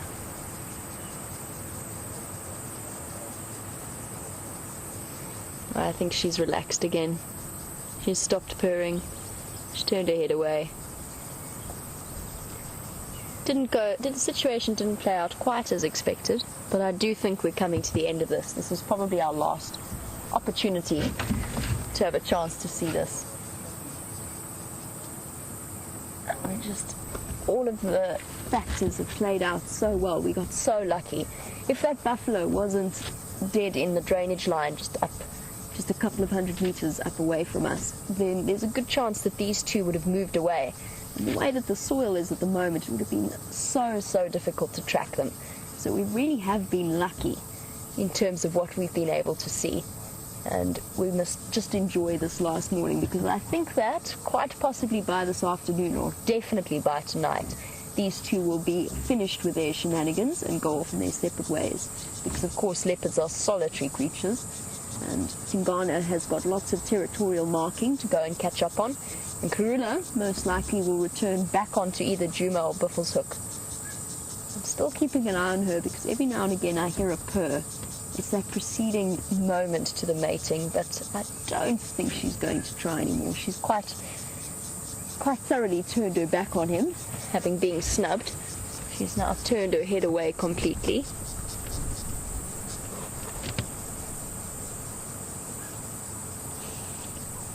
And it's 8 o'clock in the morning, and I sympathize with them because I'm already layering on the sunblock. It's going to be a scorching day. And with humidity as high as it is, who can really blame them?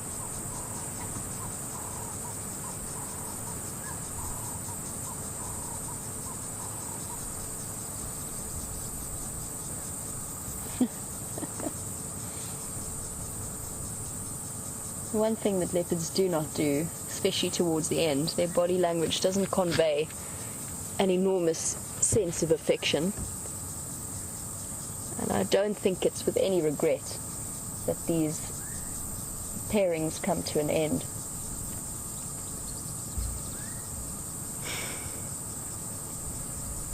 And this dappled kind of light is exactly what their camouflage was built for. They could walk 20 meters away from us along the drainage line wall and completely disappear.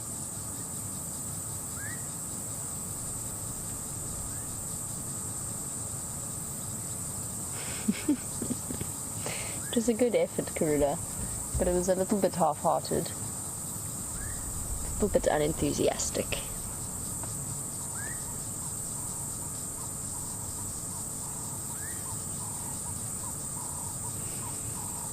It's interesting comparing Tingana and Mbula. I've only just, for the first time yesterday, seen Mbula, and it was through some bushes. It was not the clearest sighting I've ever had, but I was very excited to see him for the first time.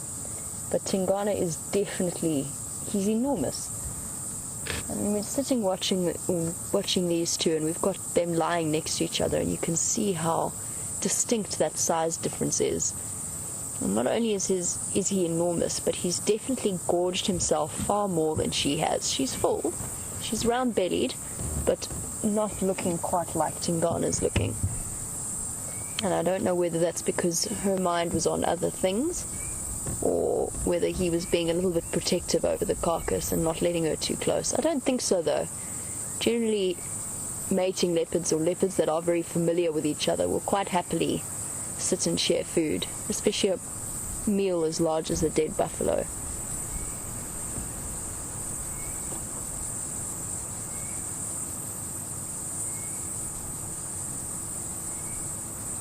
She's shifted to get more comfortable. I think she's going to put her head down fairly soon.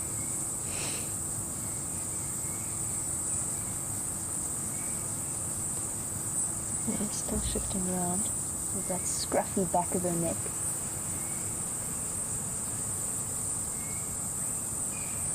There's still no further conclusions as to how he's injured his paw or what the problem is.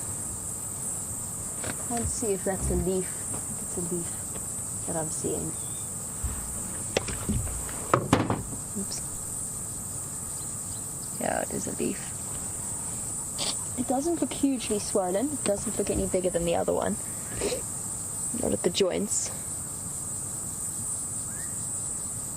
And I'm fairly certain that the way that the wind is blowing and the position they're in, they're going to spend the rest of the day here. They've got a bit of a draft. It's not too hot, but it is starting to be baking if you're sitting in the sun like we are.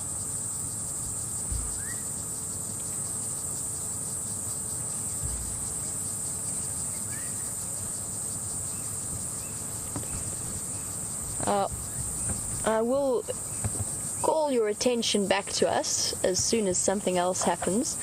I'm hoping we might get one last view of them mating before the end of the sunrise safari, even if they do seem a little bit reluctant at the moment.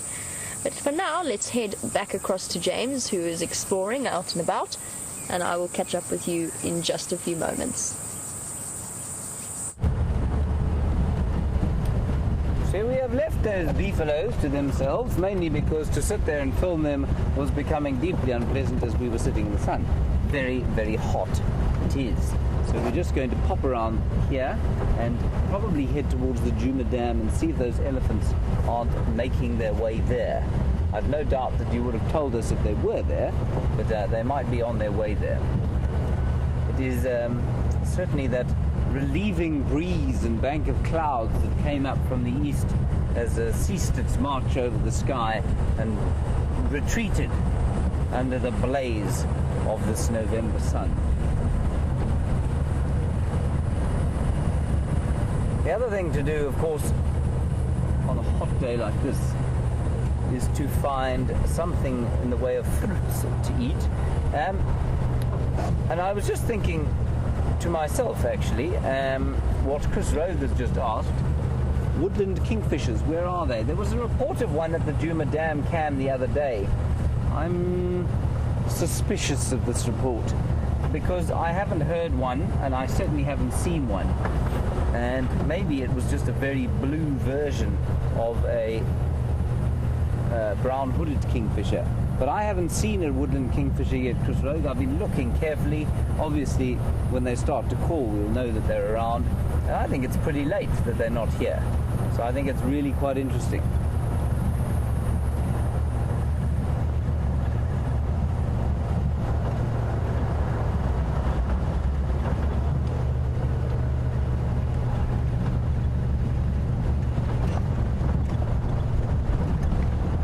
Questions from Miss Lynn in North Carolina. I'm afraid the radio broke up before I could get your question though, so Tara will send it through again and I will get to it. Now you were watching those oxpeckers sitting on the buffalo earlier. One of them looked like it was about to nest in the nose of one of those bulls. They don't in fact nest in the orifice of the animals on which they live. They nest in hollow tree holes, many hollow tree holes around here. Remember, lots of trees get killed by elephants through debarking, and then what happens, the wood borer beetles get into them, and then the fungus gets in, and the heartwood gets very soft. The woodpeckers go and drill holes, the barbets go and drill holes, and there's the naturally occurring holes. And many things go to live in those holes, and one of which is the oxpecker. They like to live in tree holes.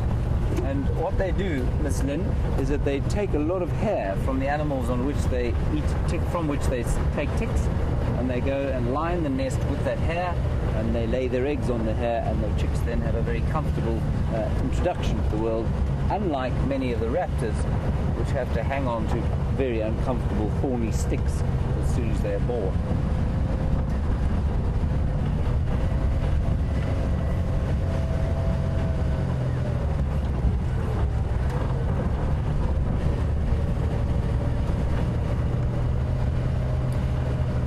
Wind swirling around the place, so maybe there's a bit of drop in barometric pressure and that might bring in some weather, but there's not much predicted. I'm looking for some fruit first to eat. We had a bit of a taste of some Bushman's grape the other day, which Brian and I decided tasted like a roast chicken dinner with apple crumble for pudding all in one. So I'm trying desperately to find some for Jean-Dre because I'm sure he'd be delighted by the taste of some There we go. Stand by, everyone. I'll be back now. Don't go anywhere.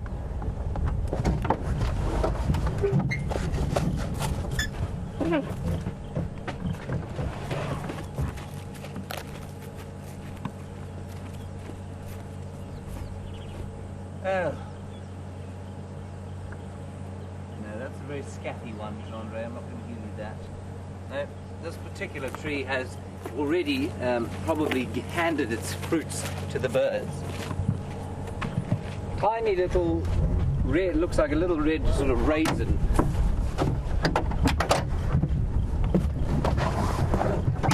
But unfortunately that one has been taken. Right, plug myself back in. There we go. On we forge.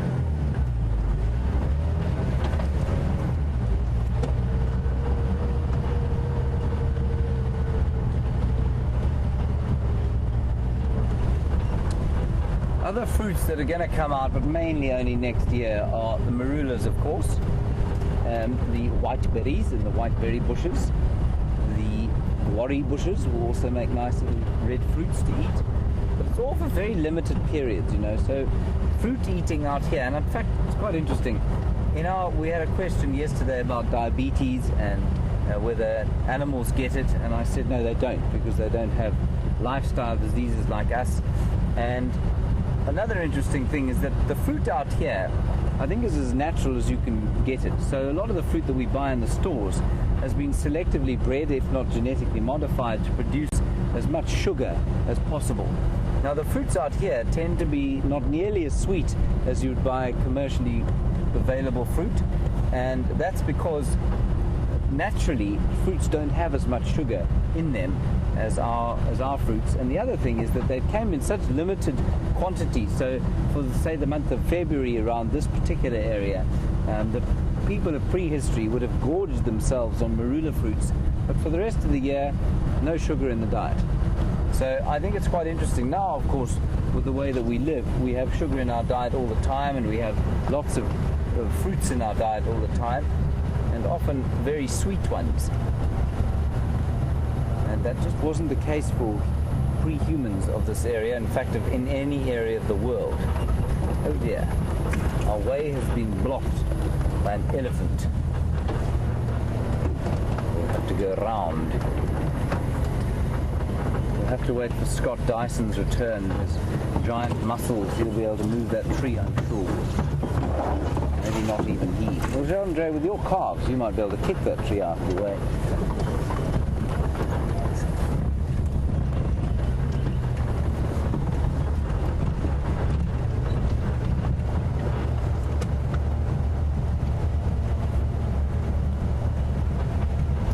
Now we're heading towards the Juma Dam, hoping that there might be some elephants there having a drink. And Donna Wan, you've obviously watched this before, and you've seen the elephants drinking directly out of the pipe that pumps that little pan.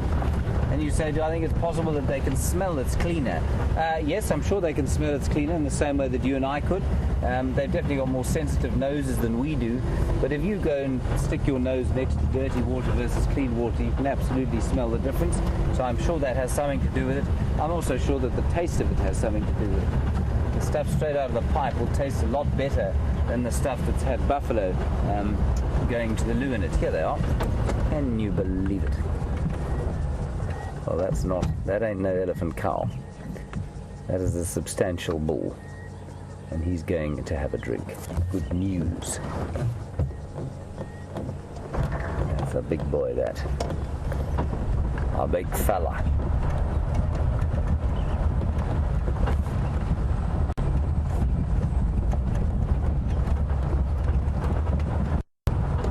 Watching us quite carefully.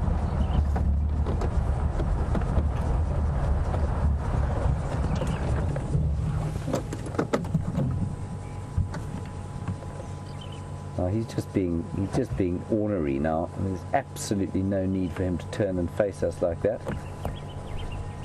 A long way from him, about 30 or 50 meters. So why he's doing that, I don't know. He's not in must. I can't see any dripping coming between his legs. Maybe he's just irritated because he's hot and bothered. But watch it. You see how he turns his head like that? We'll do it to the other side now. There we go. That's him looking at us. We'll go around the side, see if he doesn't go to the water. Maybe he's just really thirsty and a bit irritated. Completely different reaction than the cows and the youngsters had to us.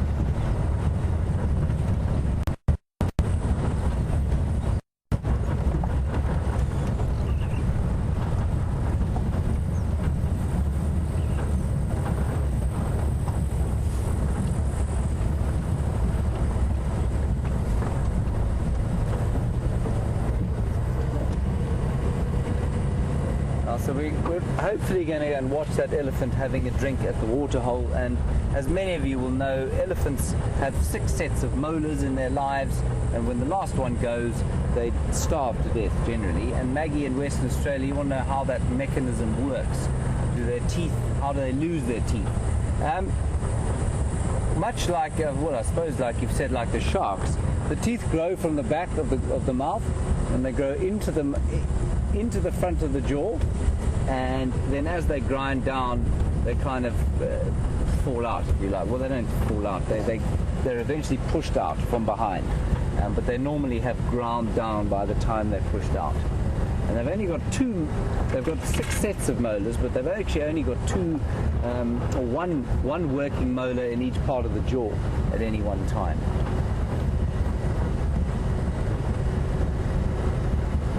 There's the elephant in front of us, heading towards the water.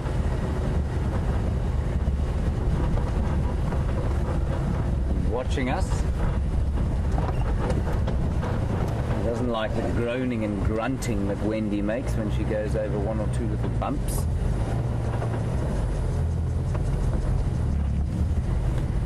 And he's now sneaked into the bush.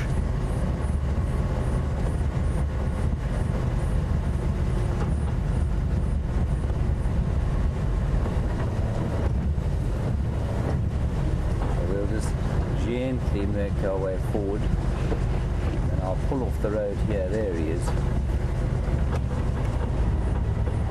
Just see him walking through the bush over there.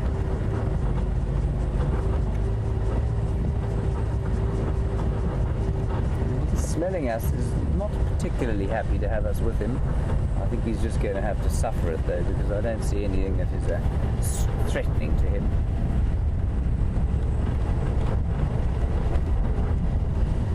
He's a fully grown, mature bull.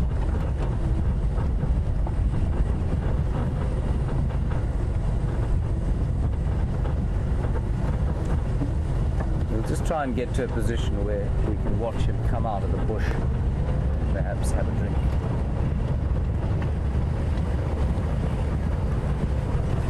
Maybe we'll stop here, Jean-André, for the shade. What do you think? I've lost my earpiece. Hang on. There we go. Jean-André and I are now in a spot of shade, and here comes the big bull elephant. I haven't seen a huge number of bulls out here.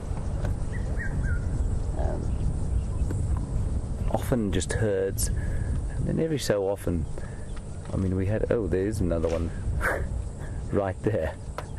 I didn't see. You may have heard that crunch, and you saw him lift his head up and look. I think there's another one sitting close to the backside of the Djuma Dam wall. There he goes. He's definitely going to the water. All right, John, let's go and ride to the next piece of shade as quickly as we can, so as to not desiccate completely. Get a view of all of them. He's now picking up some sand and throwing it on himself. Oh, there's a whole lot of mud there. That's quite nice. Let's go and watch that.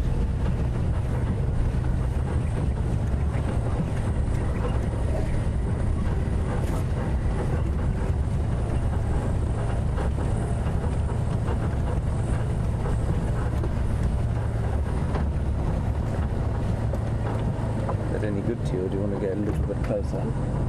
Right. So you can see him covering himself, lathering himself in mud. It's basically like splashing yourself with cooling water.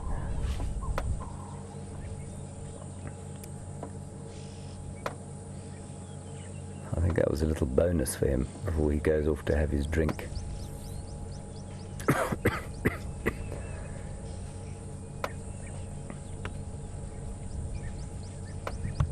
I heard some crashing of branches, I think below the dam wall, probably in the shade of the drainage line there.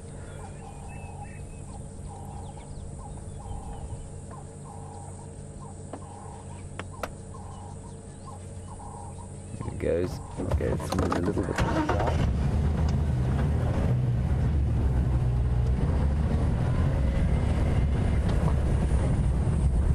I walk straight in front of the Juma Dam camp.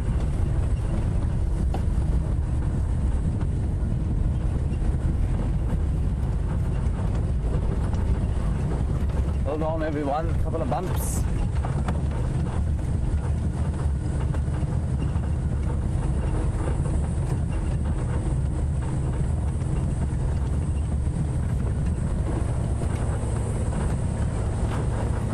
Alright, hungry?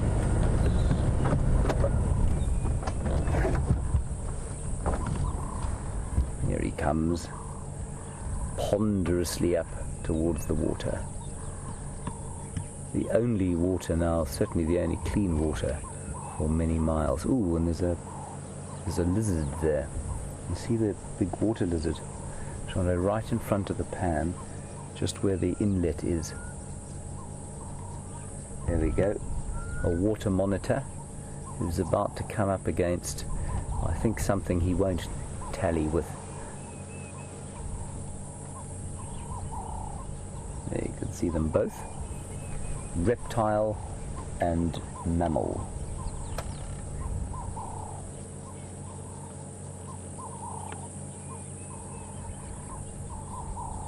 Look at the wonderful way they walk. He's looking at us, definitely. A little bit worried about what our intentions are. And every so often the wind does switch from behind us, so he'll get a whiff of us. And it's always interesting to me, and I don't quite understand it, but definitely the smell of us affects them far more than the sight of us. There we go.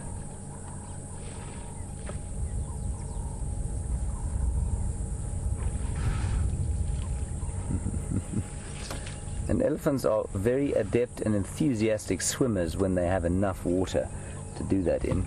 And so when they don't, they'll spray water on their bodies.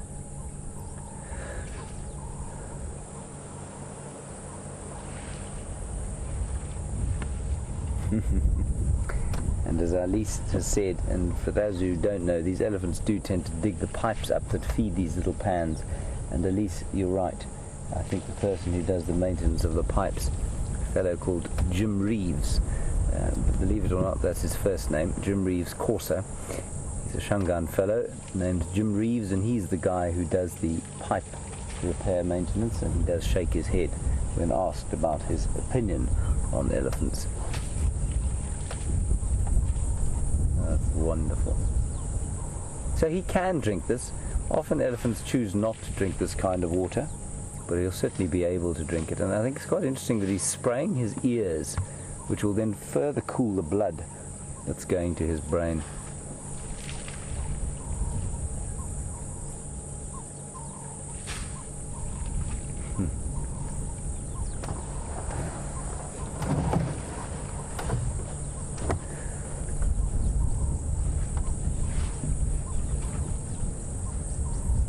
Nice breeze, so that extra moisture on his skin will definitely make him feel a little bit cooler.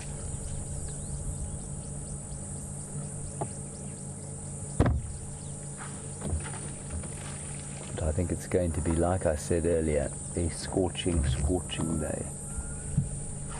You've got a black cuckoo calling in the background.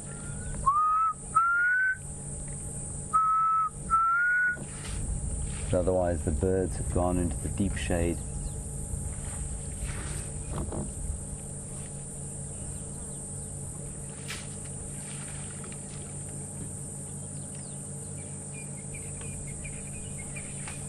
not drinking any of it at the moment, just covering his body in kind of the dirty stuff at the bottom with the mud in it.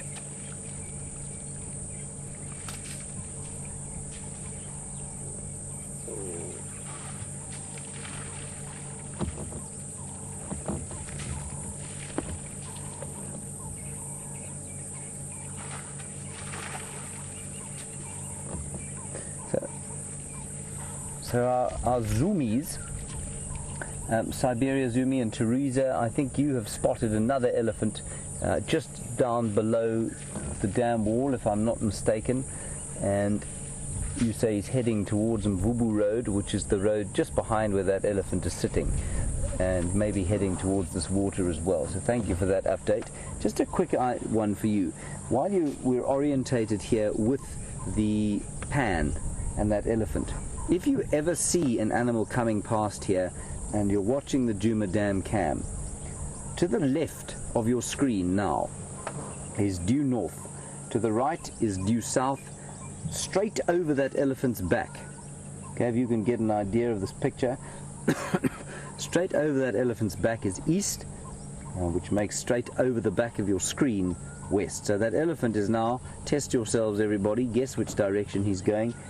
He's going at the moment due north, and I think he's probably going to turn northeast towards Mvubu Road. Mvubu Road is the road to the east of this dam that runs parallel with the Djuma Dam.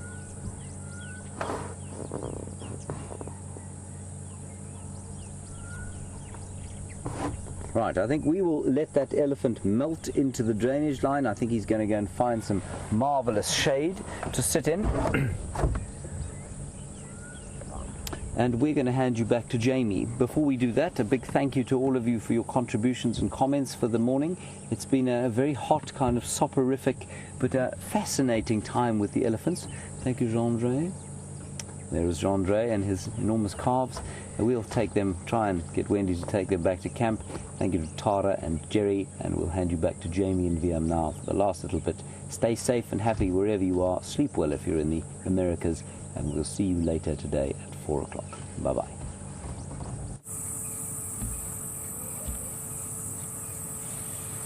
And we finish off our sunrise safari with an absolutely exhausted pair of leopards. Tingana is slowly dribbling on himself, we think in theory as an attempt to make himself less attractive to Karula, and it seems to be working. I think she is tiring of him, but still an amazing morning spent with him in that incredible light. First thing going down to Red Dam to drink. We really are so lucky with what we have. And a big thank you, as always, to all of you, as well as to VM the wildebeest for his spectacular capturing of these magnificent creatures on film, and to Tara and Jerry and FC and Eugene, our technical genius. Have a wonderful day wherever you are in the world, and we'll catch you for the sunset safari. Bye-bye for now.